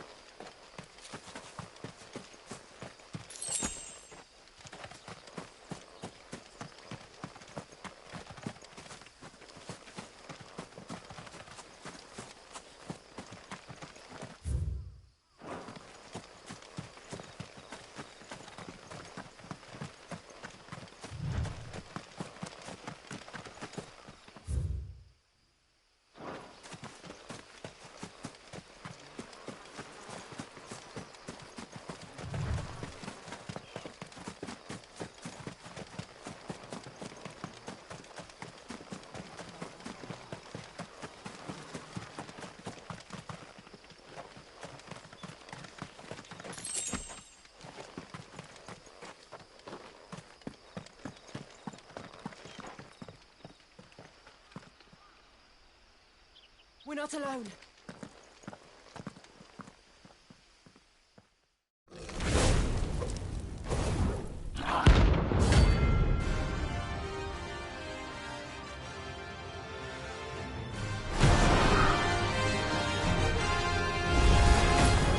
Look what we have here. Greetings, Your Majesty.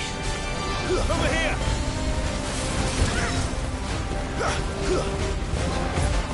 Attack! Get him! Attack! Rotor! Sicker!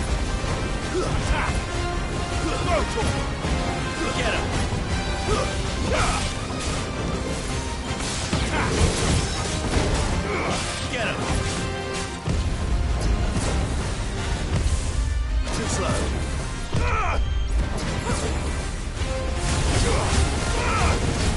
Over here! Too slow. Get him! Rotor!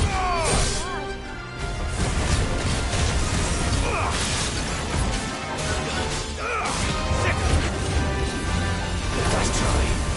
Rotor!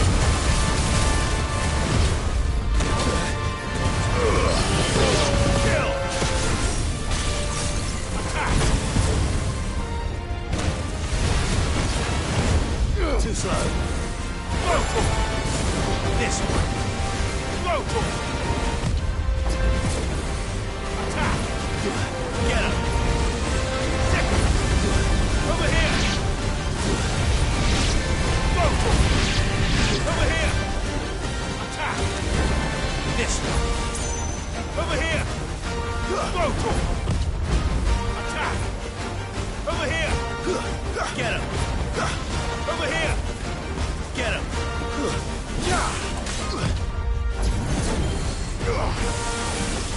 Rotor!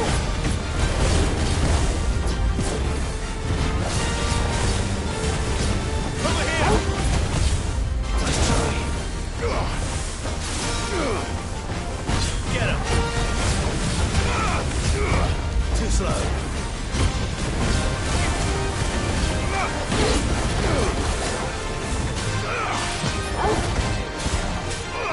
Attack! Rotor! Over here!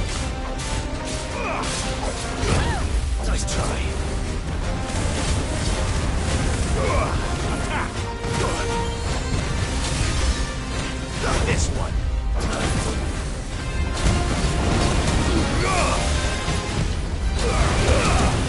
All yours, Torgal. Sickle. Sickle. Over here. This one. Over here. Get him.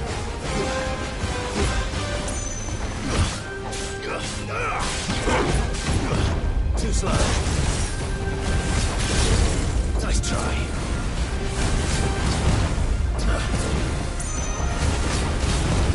Nice try. Too slow. Get him. Rotor.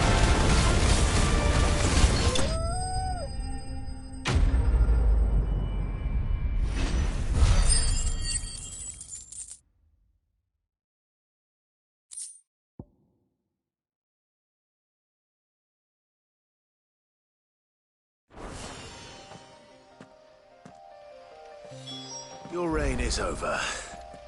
Now to collect the ash. I should...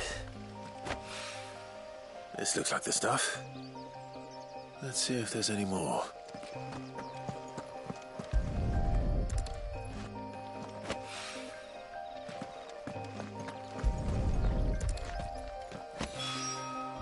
That should do it. If the wine needs more than this, he can fetch it himself.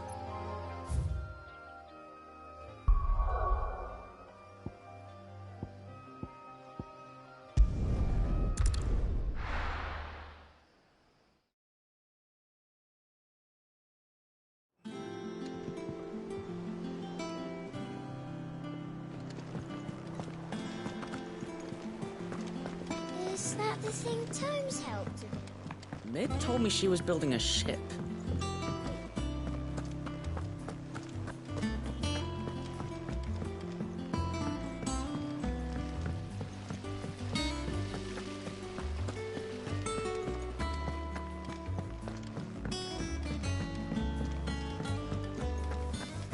Think Mid might need some help.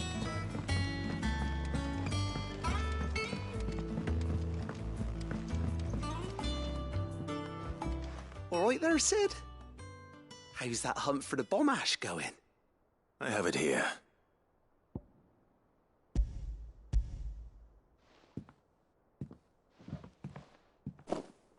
That's the stuff. And plenty of it, too. Enough to keep the Olympic bubbling away for a good old while. You're a gent, Sid. Let nothing say otherwise. Right then. Let's get this contraption up and running.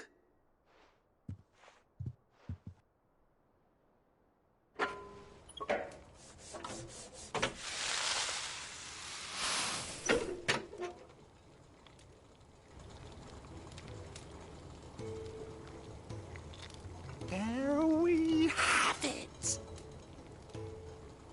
The Telemon Alembic.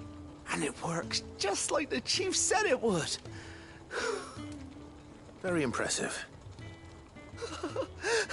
Says the man who cut down a burning boulder. Speaking of which, I still haven't returned the favor. There's no need. The good it will do for the hideaway is reward enough. Don't be silly. Why don't you let me take a look at that bag of yours? The one you keep your potions in. Reckon I could work some magic on that. What kind of magic? Well, we happen to have isolated a substance in our test run of the Alembic that I reckon will make even the toughest leather supple as anything. Thought we might use it to breathe new life into old boots and the like. Save the hideaway a few gil. Ah, I reckon if we slap a bit on your bag, it'll loosen it up enough for you to squeeze in a bottle or two more. Well, it can't hurt to try, I suppose. That's the spirit. Leave it with me. I'll only be a mo.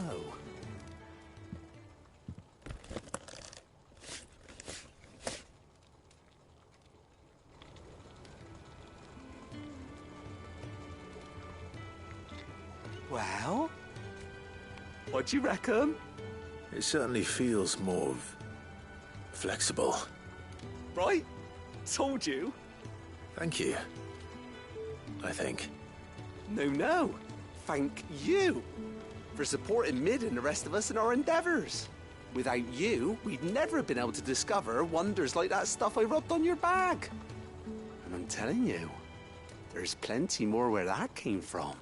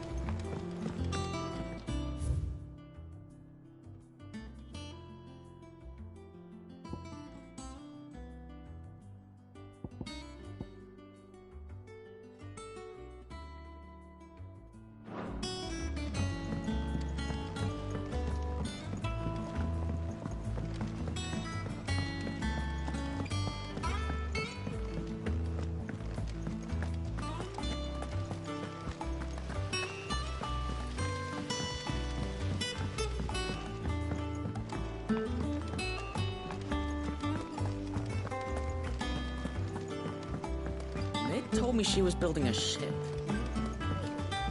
Is that the thing Tomes helped to build?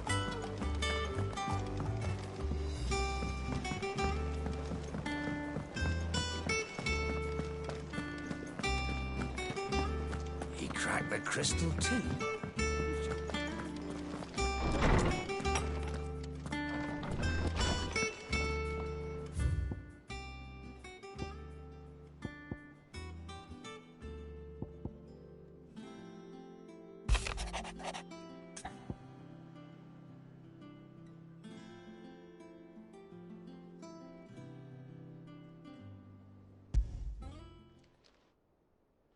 Hopefully it's nothing.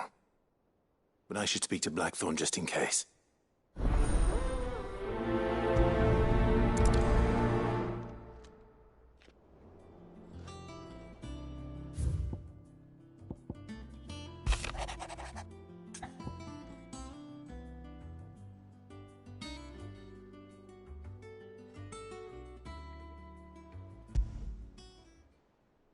What could be wrong with Torgor? He seemed well enough when I last saw him.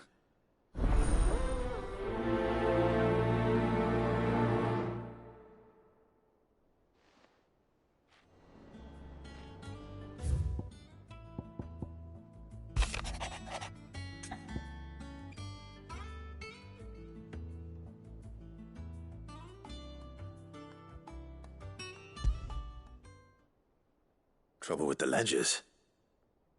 Shouldn't he be asking Otto for help?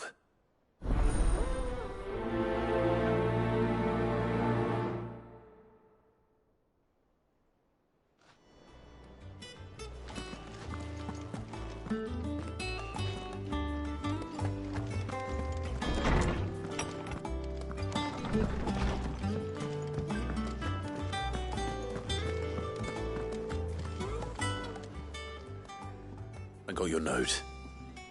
You think something's wrong with Torgor? So you can read. Congratulations. But I didn't say I were wrong with him. I said something weren't right. He's not been eating me treats. He used to love cracking the bones from Molly's boiled brown, but now he won't so much as look at 'em.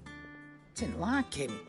Which is why I'm of a mind that his mind's on something else. You've not been working him too hard, have you? No harder than usual. Is that it, boy? Do you need a rest? What was it he said he was? A frost wolf?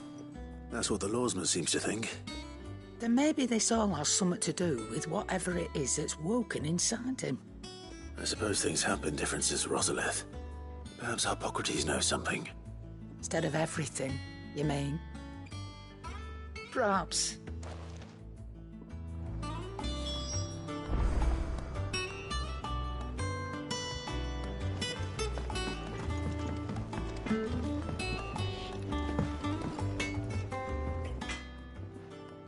Blackthorn, you have a moment? Not really, no. This won't take long. I just wanted to ask how you're getting on. August was worried about you, that you might still be doubting your craft, even after learning the trick of that cuirass. Is there something else weighing on your mind? Perhaps sharing your thoughts might help. That bastard's like a dog with a bone. Still, he's got a keen eye, I'll give him that. He's just, well, Karen showed me something. Something I've never seen before. And that was? A sword. An odd-looking thing with a single-edged blade. The metal itself wasn't anything to write home about, but fuck me, the edge on it. You could slice a man clean in two with a weapon like that, and he'd be halfway home before he even realised he'd been cut. So that's what's troubling you? Nah. Not troubling me exactly. More distracting. Can't stop thinking, how do you get an edge that sharp? It's driving me mad. And if you knew how to do it, we could arm the curse breakers with even better blades. That's about the size of it, yeah. I'll see what I can find out. Sharper swords are always welcome. And we can't have our master blacksmith being distracted. You're a soft touch, you know that. But I can't say I'm not grateful for it. Good luck, eh? Thank you. Let's see what Karen knows about this sword.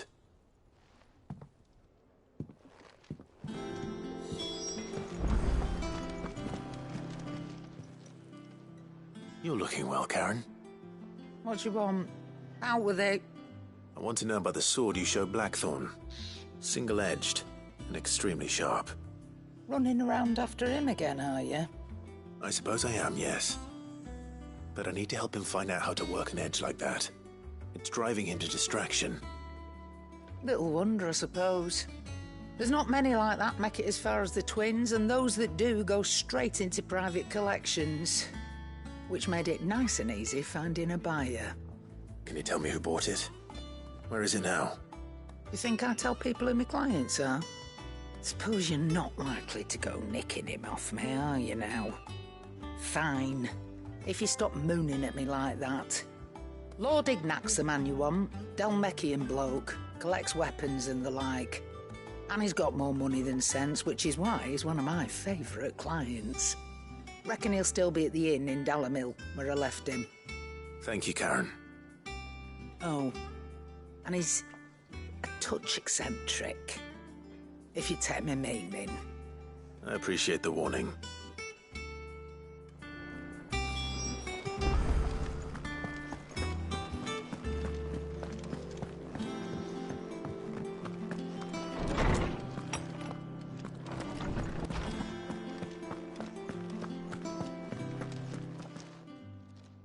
Lawsman, I need to ask you about Torgal.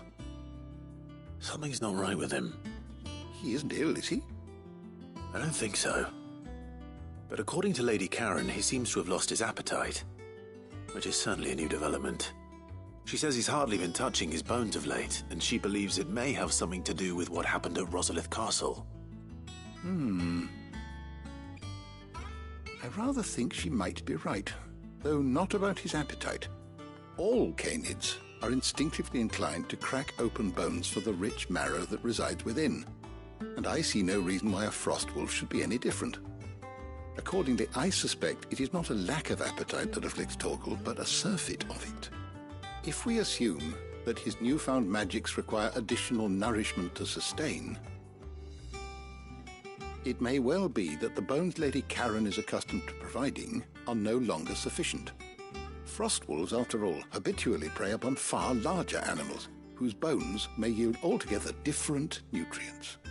As to where one might find a suitable substitute, some antelopes that graze the meadows of eastern Rosaria have been known to grow to a size more than double that of their lesser cousins. I don't recall ever seeing any that large. And little wonder. The oldest and largest such creatures rarely leave the safety of the highlands for fear of predators. The last elder antelope sighting I recall hearing about took place near Cressida, and that was long before the village was abandoned. Even so, it seems like a good place to start. Good hunting, Clive.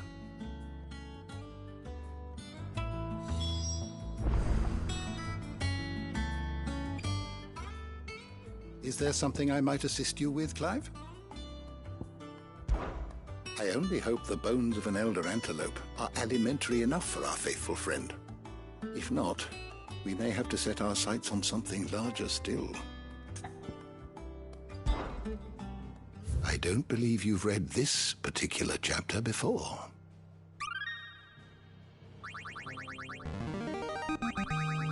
There is a rather fascinating excerpt I've been meaning to show you.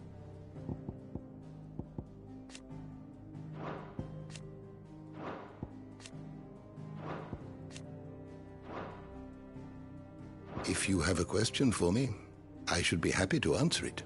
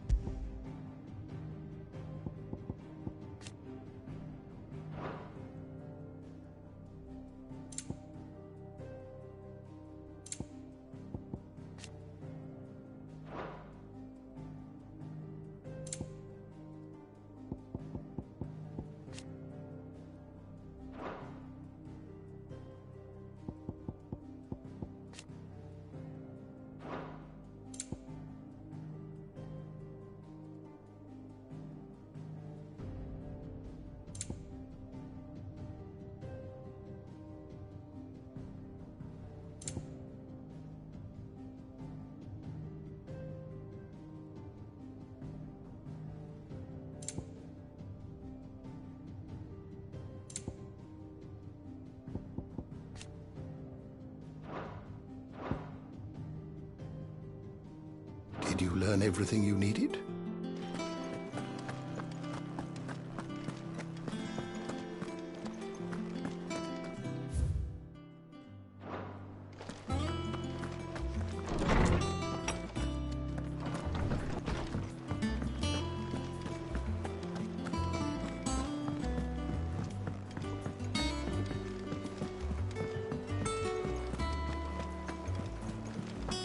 Is that the thing Tomes helped to build? Mid told me she was building a ship.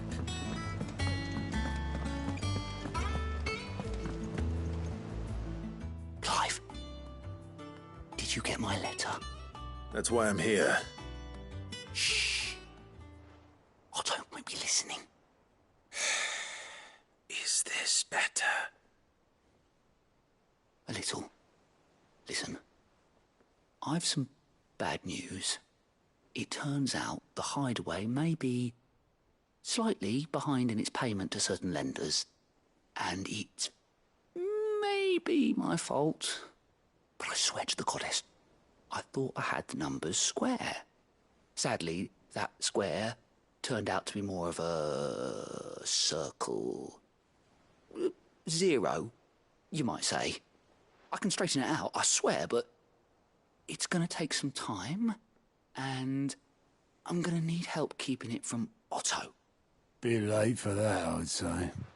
There you are! What a surprise! So let me get this straight. You forget to pay our lenders what they're due, and instead of coming straight to me, you get Clive to come to you.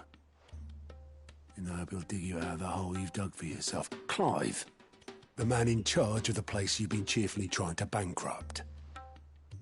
And you thought this was a cunning plan. Why? Well, who needs paying? Oh, just Martha. And the dame. And, well, Lady Karen. But only 500 talents. We owe 3 of our most trusted friends 5 million gil. Each.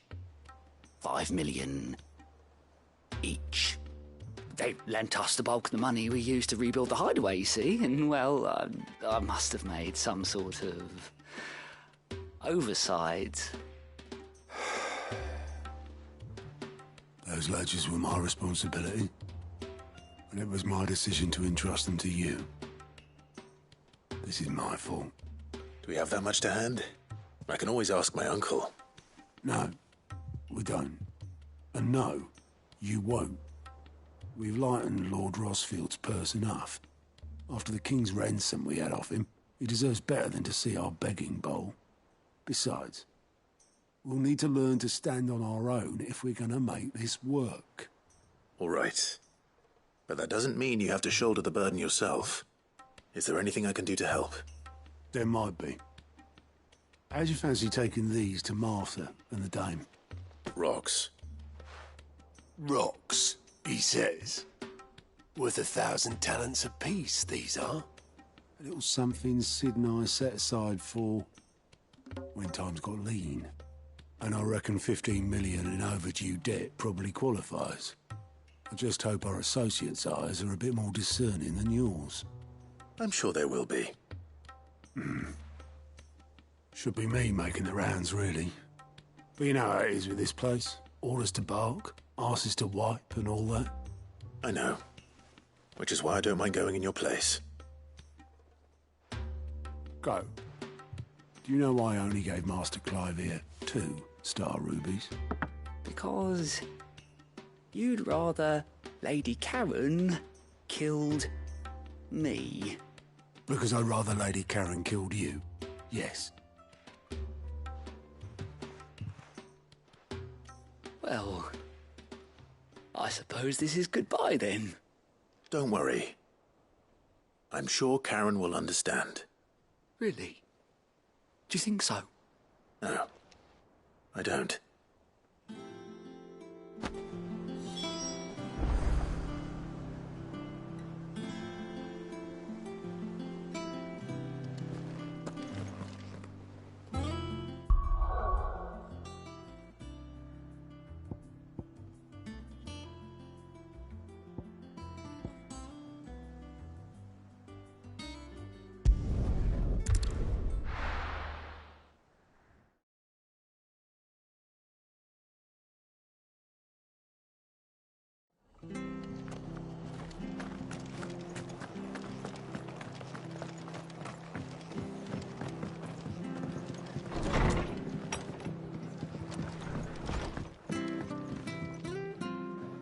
Clive, we weren't expecting you. I wasn't expecting to be here, but it seems we still owe you a considerable amount of coin for your help with our rebuilding efforts. And though I doubt it's what you were expecting, we were hoping you'd take this as payment.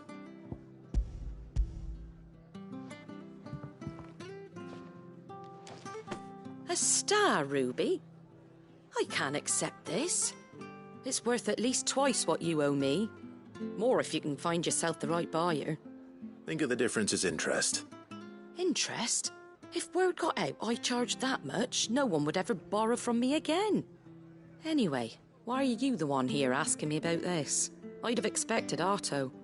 Bit much sending the Lord Marquis out to settle your debts, isn't it? The old goat working himself to death again? Something like that. Most days I think he's the only reason the hideaway's still standing. Same as always, eh? Back when the place was nothing but a twinkle in the eye of a recently retired Lord Commander, word is he was the first one Sid reached out to. Probably knew that without his strong arm and level head, the idea would never get off the ground. Sid may have been the face of the hideaway, but Otto's always been the backbone. And when Sid passed away, we were all worried that would be the end of it. That Otto would just give up. His death was hard on everyone. But it must have hit Otto hardest of all. But he didn't give up, did he? Quite the opposite, in fact. If I recall, he was the one who nominated you as Sid's replacement, and rallied the rest around you. I reckon what he saw in Sid, he saw in you too. And don't we all? Doesn't hurt that you're half as stubborn and twice as handsome, neither. That, and you keep good company. I suppose I do.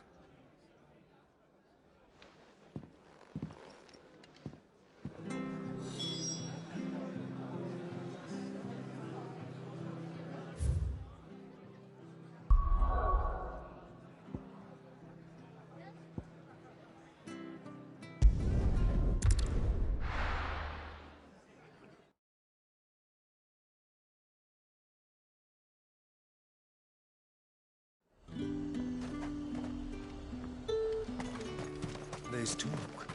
How the hell is anyone supposed to avoid?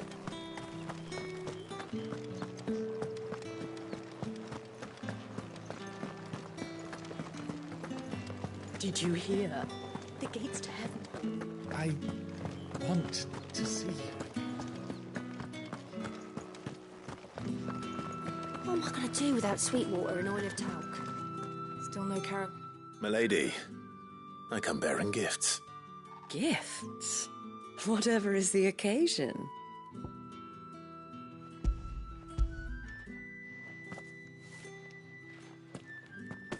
Oh my. Clive, you really have outdone yourself. Otto asked me to give it to you. To settle the hideaway's debt with the Veil. And to compensate you for the time it took us to do so. You disappoint me, Clive. I thought you might finally be warming to me. Tell Otto he can keep his baubles. I tried to tell him as much the first time around. The man owes me nothing, nor does the hideaway. My contribution to the restoration effort was made freely and willingly. It was the least I could do. You once told me Sid did you a kindness. I'd like to do the same. Please, accept it. For my sake. And for Otto's. For all of us. For all you've done. It is rather fetching, isn't it? Very well. Otto is lucky to have you, Clive. I doubt anything could ever replace his son. But you and the others at the hideaway are the closest thing he has to family. Otto had a son. Long ago, yes. Sid told me Otto lost him when he was just a boy, and blamed himself for not being able to stop it. I don't know how it happened, whether there was anything he could have done, but it was clear that it weighed heavily on him. I didn't know. How could you have? I doubt anyone did. Besides Sid, I've never met a man more keen to bear his sorrows in stoic silence. An ill habit, given that both have always been surrounded by friends desperate to help them. I'm beginning to see that.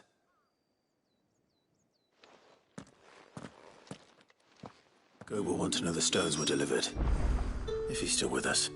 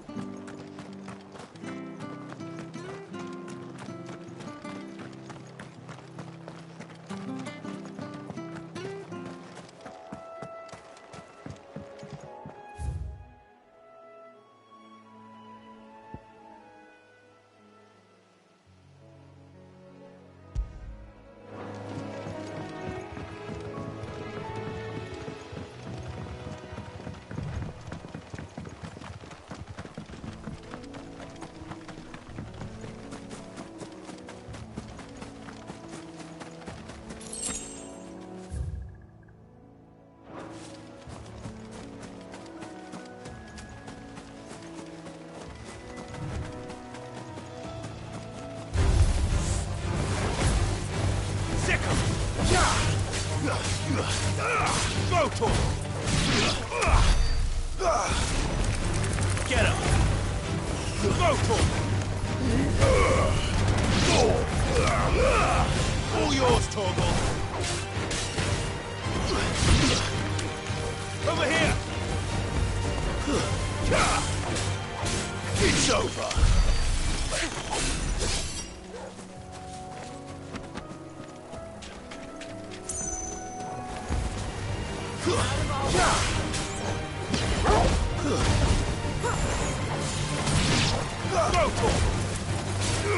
This one.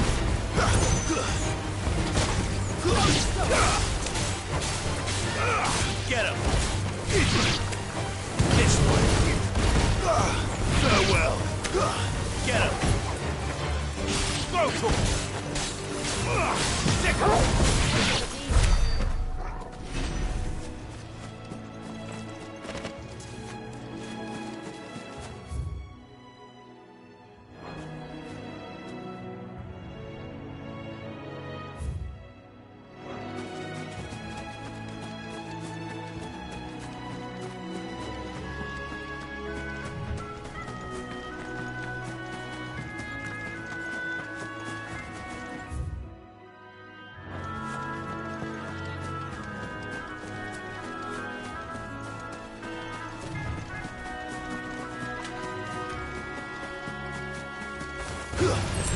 Attack! Go to him!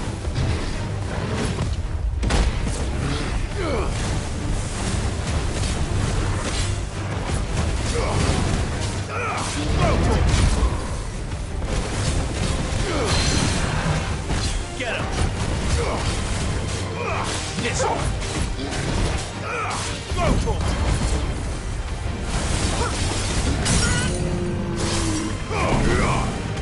Over here!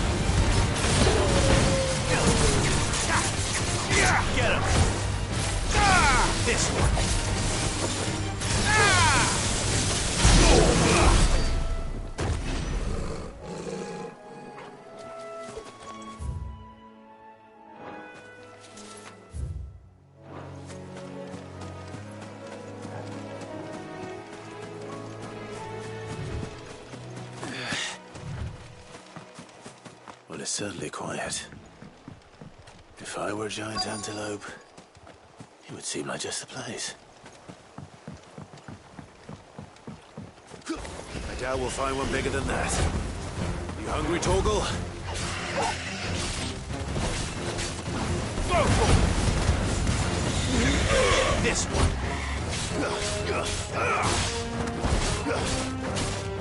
Over here!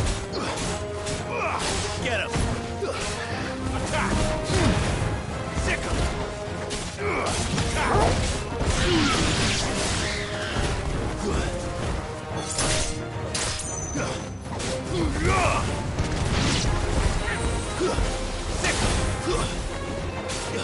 This one!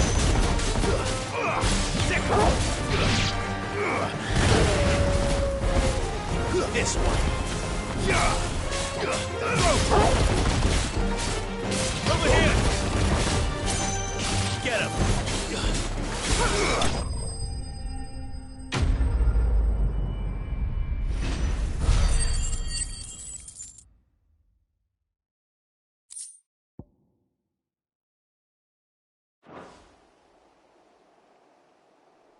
Now...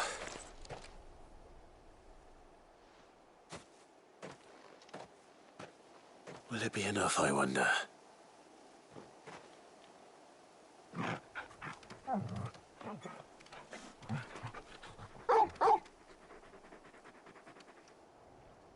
I say that answers my question.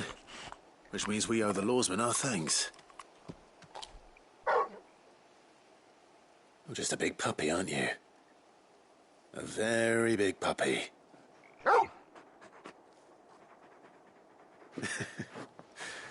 You do know you can take that with you, Torgal. Lady Karen will be relieved to hear you've got your appetite back. Come on, boy.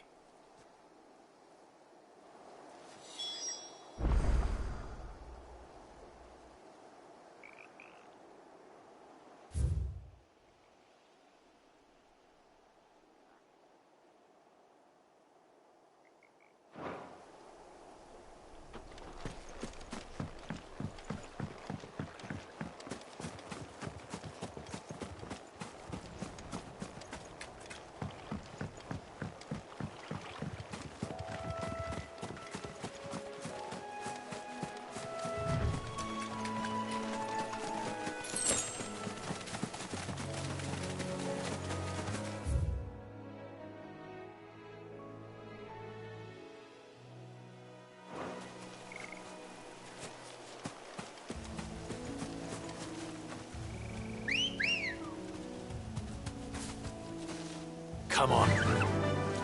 Yeah!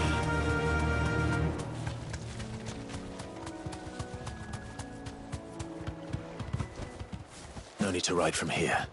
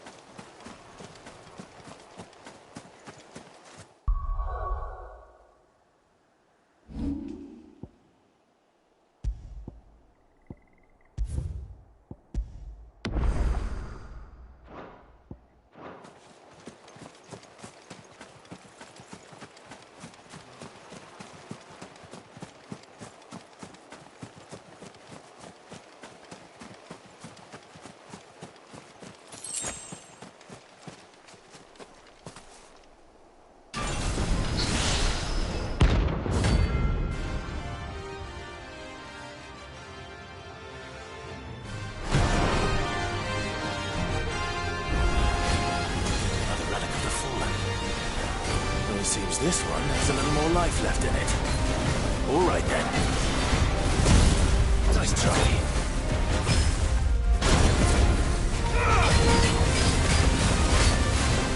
Get him!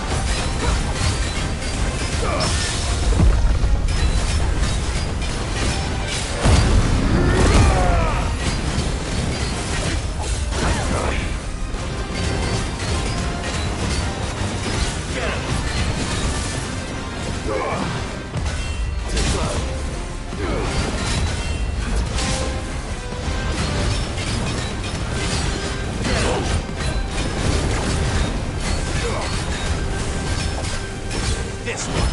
Nice try.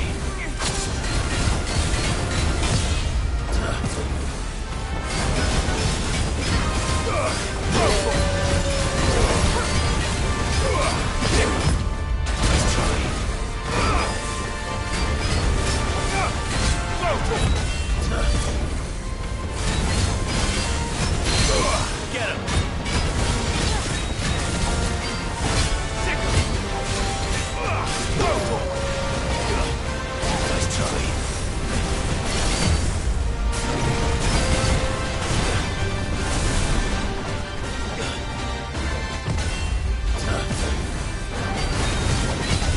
Nice try.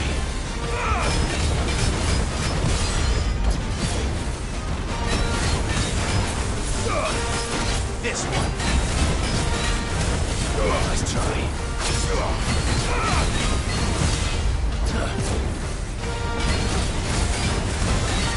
Get him. This one.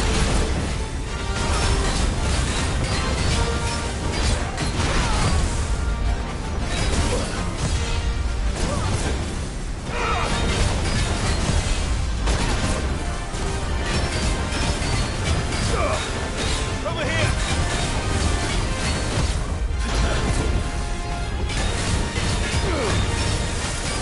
This one.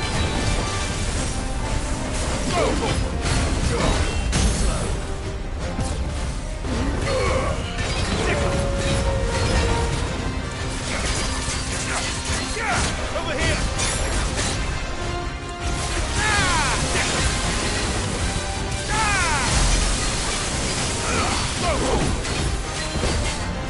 Get him!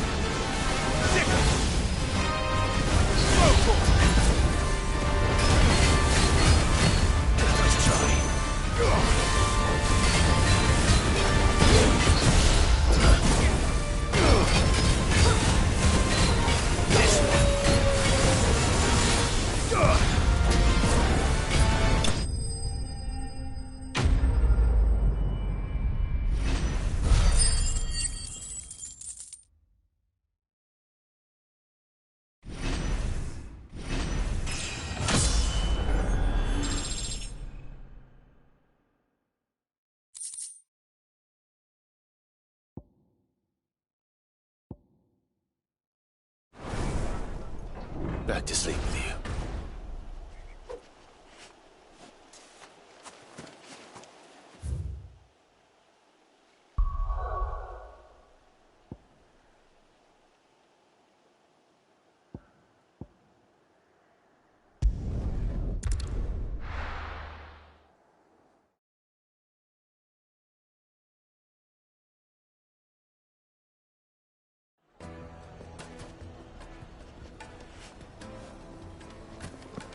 People take notice of wealthy men. Shouldn't be too hard to track down Karen's collector. My carpets have pride of place in Castle Dasbog. You too.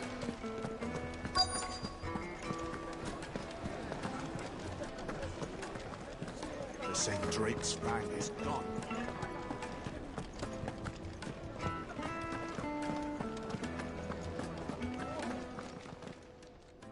My reputation will be ruined! Ruined! Calm yourself, Lord Ignac, I beg of you, before you do yourself a mischief. Pardon the intrusion, but... Out! Get out! I paid for these rooms so I wouldn't be disturbed. Leave me be! Please, allow me to apologize. His lordship is going through a difficult time, and he's never been fond of guests arriving unannounced. Radim! Get rid of the filthy oaf this instant! Very good, Lord Ignac. Would you mind stepping outside for a moment?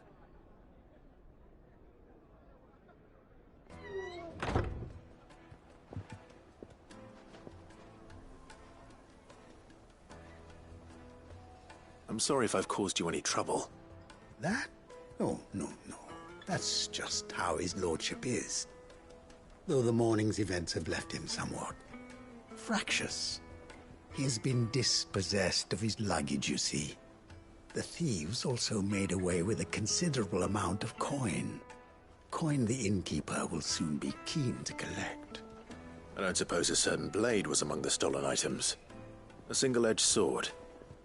It was purchased from a merchant friend of mine. Ah, you know Lady Karen. Yes, I'm afraid it was. Then I'll retrieve Lord Ignac's luggage. But I have one condition. You have but to state it. You are welcome to anything that is within my power to grant. I want an audience with Lord Ignac. A few minutes should be enough. Then I'll be on my way. A condition I would be a fool to refuse. Of course, you shall have your audience. I don't suppose you saw where the thieves went? I did not, no.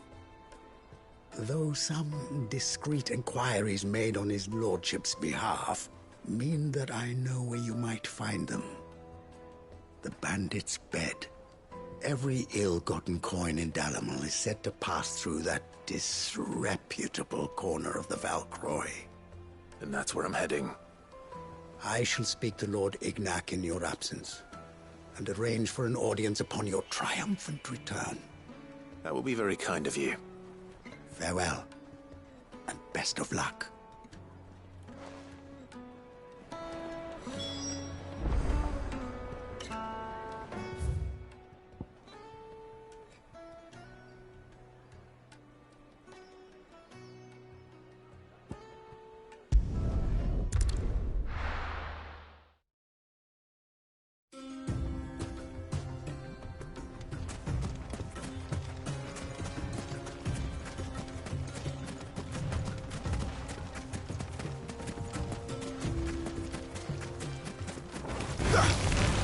This one.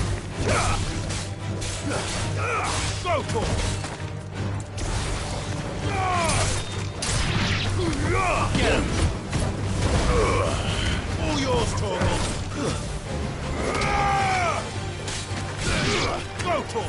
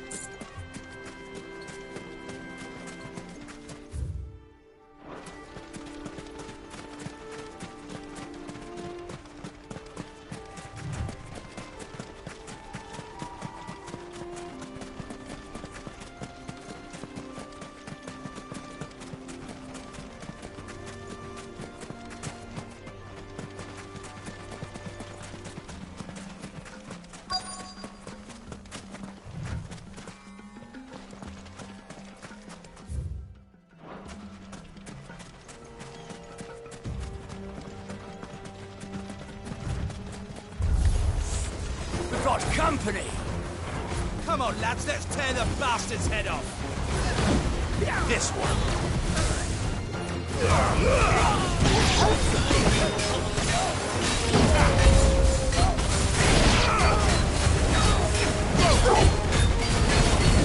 Let's try.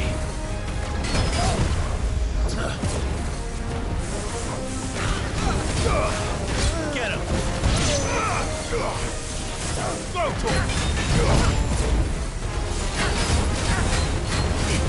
This one!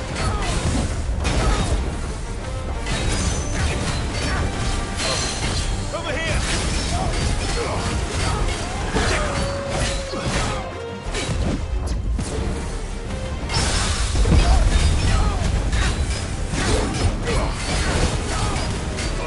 Over here!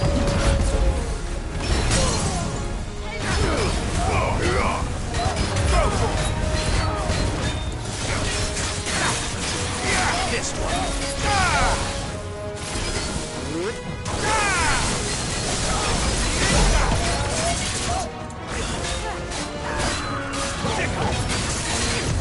Too slow.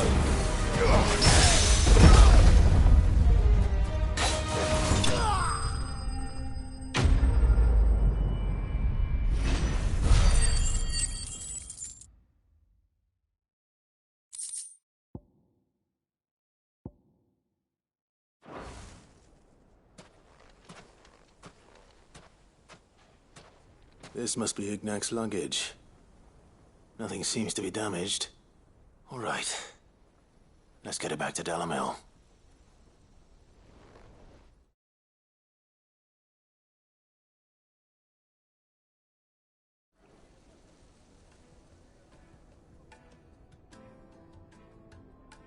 I hear I have you to thank for the return of my effects. What shall I call you, my good man? Wyvern. Glad to make your acquaintance. A formidable name indeed. Well, Wyvern, I appear to be in your debt. Redeem here tells me you wished for an audience. Is that all? A few moments of your time should suffice, yes. You're a peculiar fellow, Wyvern. All right, speak. Master Wyvern was wondering if you could tell him about a certain single-edged sword you recently acquired. Oh, a true work of art, that one. Karen drove me hard on the price, but I would have sold her Radim here to get my hands on that sword. It was made in the Outer Isles, far beyond the Twins, and is used exclusively by the practitioners of a unique school of swordsmanship. They believe no combat should ever exceed a single strike, and hone their blades to such perfection that none ever does. Each sword is made for that one perfect stroke, and for that stroke only. They crack upon a second blow. There's a brutal sort of beauty to it, really. But how do they hone such an edge? Fine question. Why, they use a whetstone, of course. Whetstones, rather. A whole array of them, ranging from the coarse to the fine. 10,000 licks with the sharpening stone, then 10,000 more. But it is the final stone which lends the blade its legendary sharpness. A mineral quite foreign to this great realm of ours. And that is the key. The secret ingredient. Wyvern, it occurs to me that my little lecture is hardly equal to services rendered. Take this, together with my regards. The very stone of which I spoke, far rarer among collectors than even the blade itself, and a far more fitting payment. Thank you. Pardon the intrusion, my lordship. However, it is long past time we prepared ourselves to depart. So it is. I am locked in bitter competition with a rival collector of curiosities. I am one step ahead of the unscrupulous scoundrel, but he is hard at my heels. Are there many other collectors out there? Too many to count. but only one do I consider my nemesis. Lord Byron Rosfield. And is a perennial thorn in my side. I can imagine. Farewell, Wyvern. May our paths cross again. Radim, we mustn't dawdle.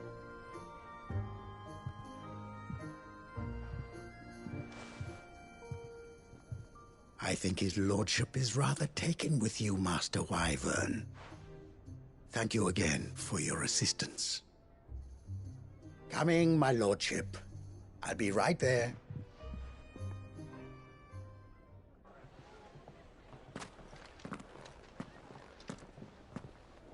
Trust Uncle Byron to find such an interesting rival.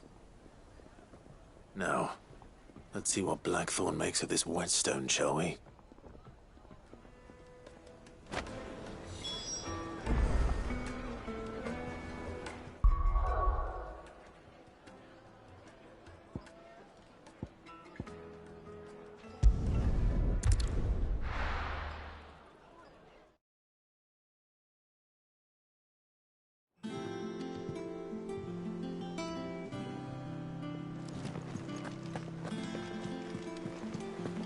Is that the thing Tomes helped with? Mid told me she was building a ship.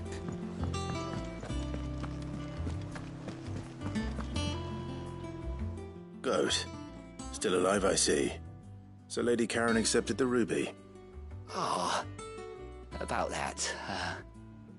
I tried my best, but she was just too stubborn to take it. She threw it right back in my face, in fact, and told me I could stick my stupid stone where the sun don't shine. Karen refused payment. I hope it wasn't something I said. I'm sure you were as tactful as ever. Let me see what I can do. Oh, wonderful. I hope you have better luck than I did.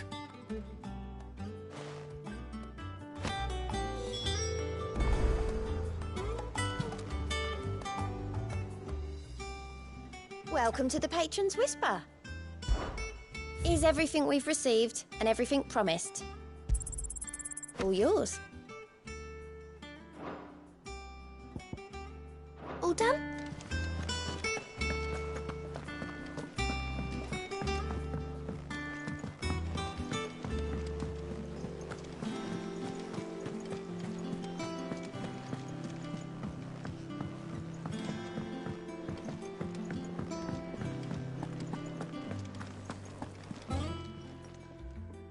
Lady Karen, Goat tells me you weren't happy with our offer. Would you prefer the debt was repaid in coin? What debt? I don't recall lending any of you lot me hard-earned gil. I may have tossed a talent or two in the Hideaway's coffers, but those were donations, and you can hardly call it charity if you go asking for it back. Of course not. But one good turn deserves another. And our circumstances have changed. Surely you wouldn't shun the gratitude of a pauper who happened to have become a prince. Oh, so you're a prince now, are you? Fine. But I'm selling it and taking what I'm owed, then you're getting the rest whether you like it or not.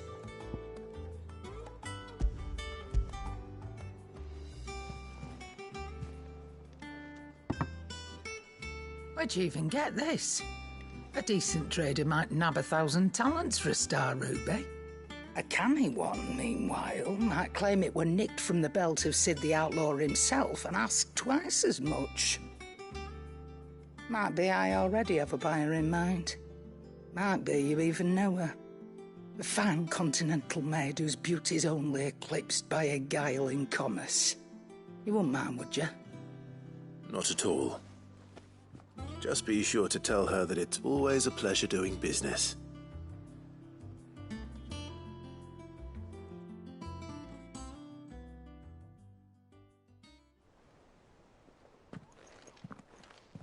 I hear you ended up delivering all 3 stones.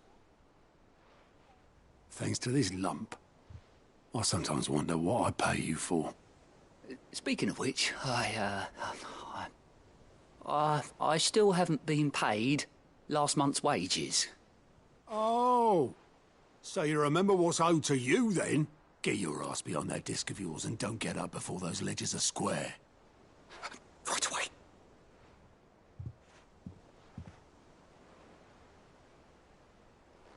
I've seen that before. Yeah. Plenty of times.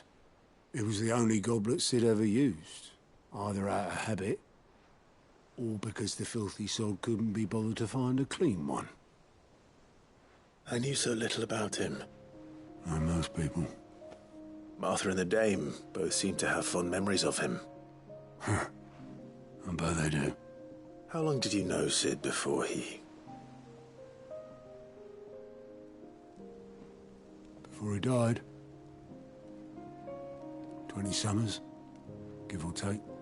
Back in the day, I was a purser on a trade ship, which is where I met him. He bought passage to... I forget where. And having nothing better to do on the long nights, we sat up drinking island rum till the morning bell dragged me back to my duties. Quit my post not long after that, on account of making a fine maiden's belly fat. But me and Sid stayed close, promising we'd one day sail the seas again. That was before fate stepped in and said she was having none of it. The magic woke inside my son soon after his first name day, and there was no hiding his knack. Couldn't you and your family have... My family were the ones who summoned the constable, wanted the monster taken away. I couldn't turn my back on him, forget what I felt, and I couldn't for the life of me understand how they could. Luckily, Sid was of the same mind as me. It was him who stood beside me when all I wanted was to tear the whole world down. Him who cried for me when I had no tears left of my own. Him who swore he'd do everything he could to stop it from happening again. And he was true to his word, too. Left the Royal Army once and for all. His ranks, his ribbons, gone. Just like that. Threw away everything he had. All to right a wrong that no one else had the courage to face.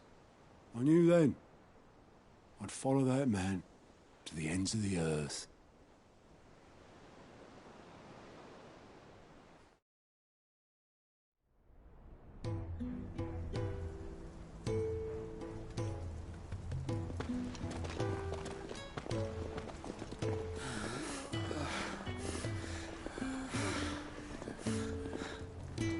He was always too clever for his own good, was Sid.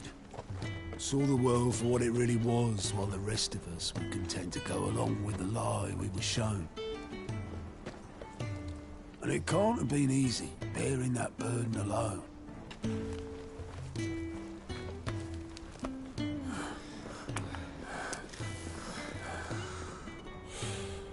But he didn't let it stop him. He never lost faith in what he believed was right. And that gave us faith in him. Faith he'd steer us true. So I swore to myself that I'd always be right behind him, ready to catch the stubborn sod, if ever he should fall.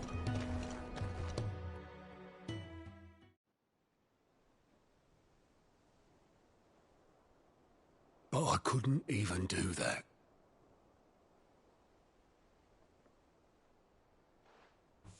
Ignore me. Just the ramblings of a tired old man. Leave that lot. I'll tidy it up in a bit.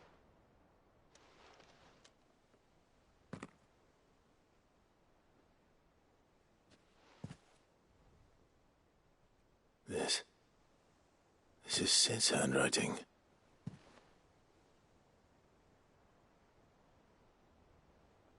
Dear Otto. I may be drunk, but I wanted you to know this place would be fucked without you. Love you, you grumpy old sod.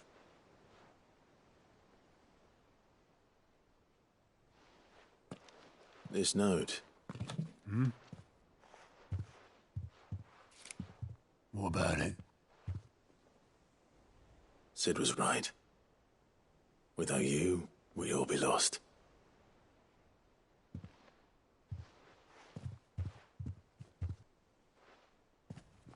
He should have bloody well said so then. Just once. Before he went. But then, why would he? Him, or anyone? I'd only have told him to piss off.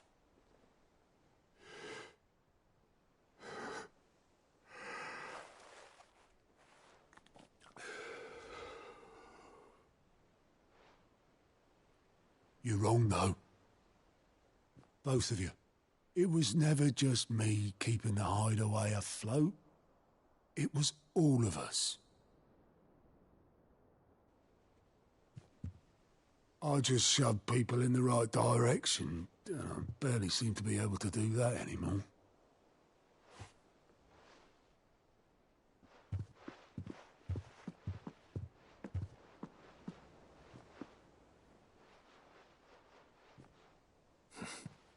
Would you rather Goat were at the helm?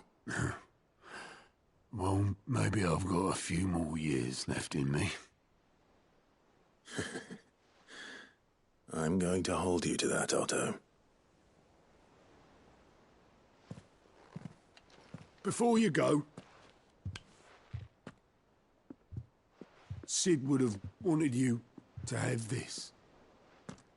But that's... This'll do me just fine.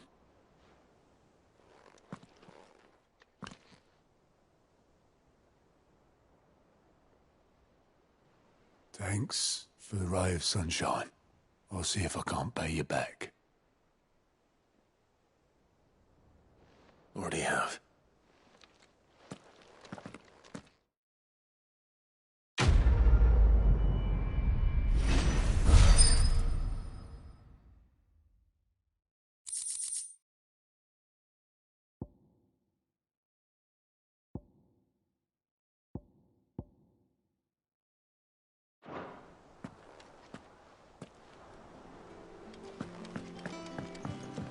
Mid told me she was building a ship. Is that the thing Tomes helped to do?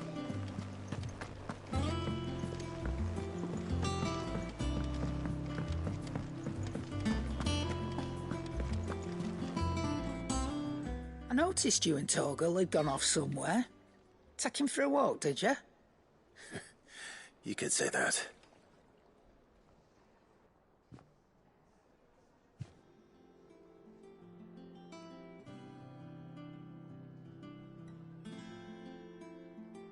So, Molly's leftovers weren't good enough, eh? That'll teach me for treating you like you're still a pup. All right, no need to shout. Now we know what you're after, I can see about getting some in. Speaking of which, I brought one for later. Can I leave it with you?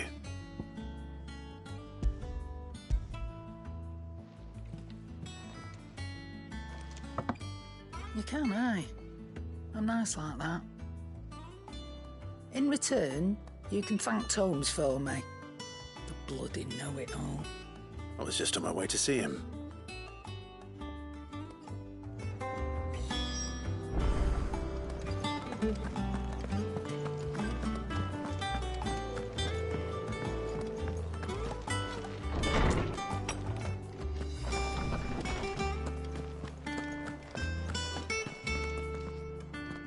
Ah, Clive.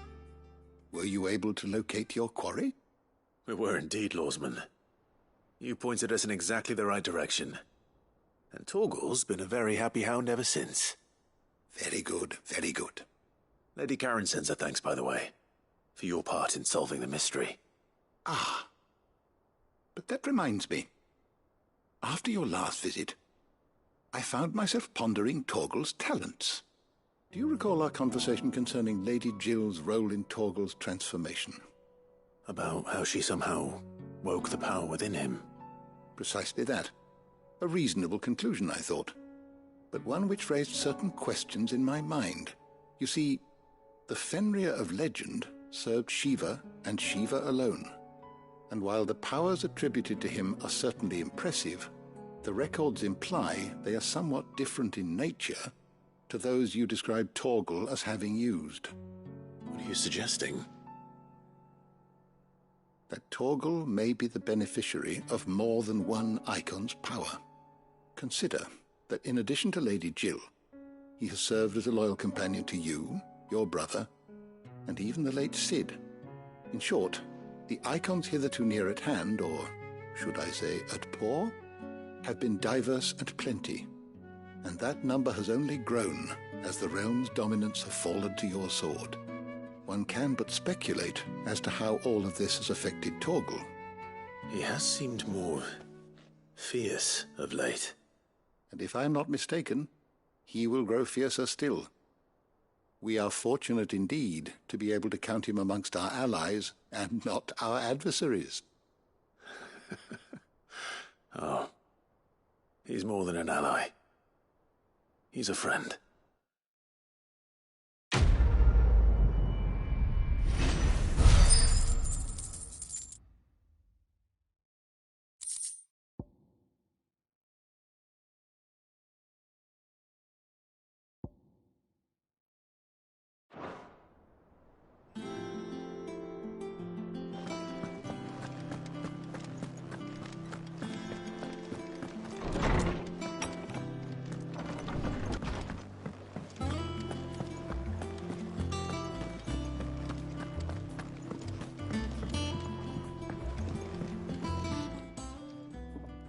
Sorry for the wait, but hopefully you'll agree it was worth it. You learned something about that sword, then? I did better than that.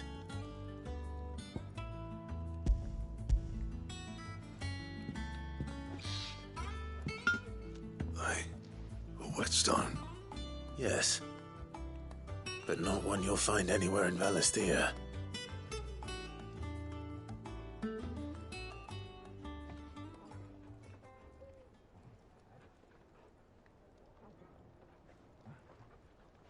No wonder I couldn't get the same finish on the grinding wheel. One hit and all done, eh? Might not be so bad if all you ever fought were duels. But good luck on the battlefield. Your second opponent would be your last, no matter how good you were. Even so, is there some way it could be used to give the curse breakers an edge? I think so, yeah. With this whetstone and the right kind of steel, I could probably even make a twin of the blade that rattled me. But there'd be no replacing this little rock once I worn it down to a sliver. I reckon we get a dozen swords from it, if that. Swords that the curse breakers wouldn't know how to wield properly, and that would see them through a single fire piece. Nah, no point trying to copy that thing. Be about as much use as a wax anvil. But finishing our blades with a whetstone this fine, now that's something to consider. And what's finer than fallen masonry, eh? Or more hard-wearing, for that matter. Just imagine it. Good Valisthean steel with an edge as sharp as any found in the Outer Isles. I won't make a copy, nah. I'll make something much better. I'm sure the curse breakers will be delighted. Just don't push yourself too hard. Don't you worry about me, sunshine. I've been working day and night since I was half your age, and I'll still be here when you're long gone. Hey, thanks, Clive. I mean it. I owe you one, August too. It's good to know someone's looking out for me. You'll be happy to hear you said that. And I'll see that my debt to you's paid. First new blade I make's got your name on it. You come and find me when you've got the materials. All right. I will.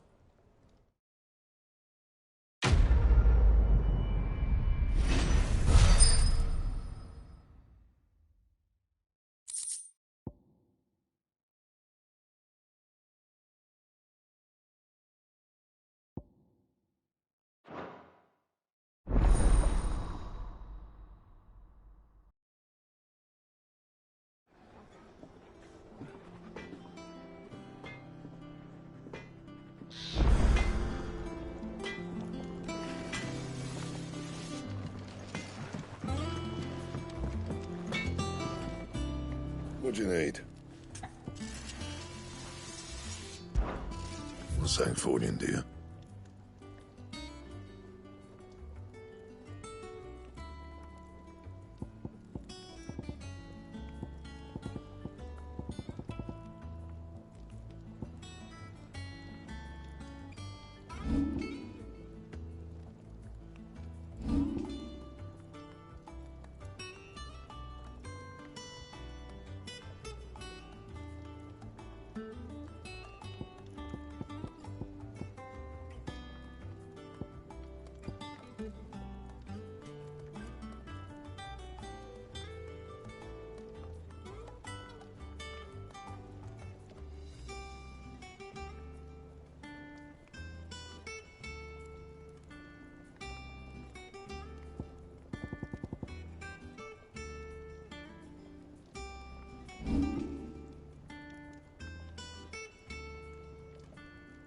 That it?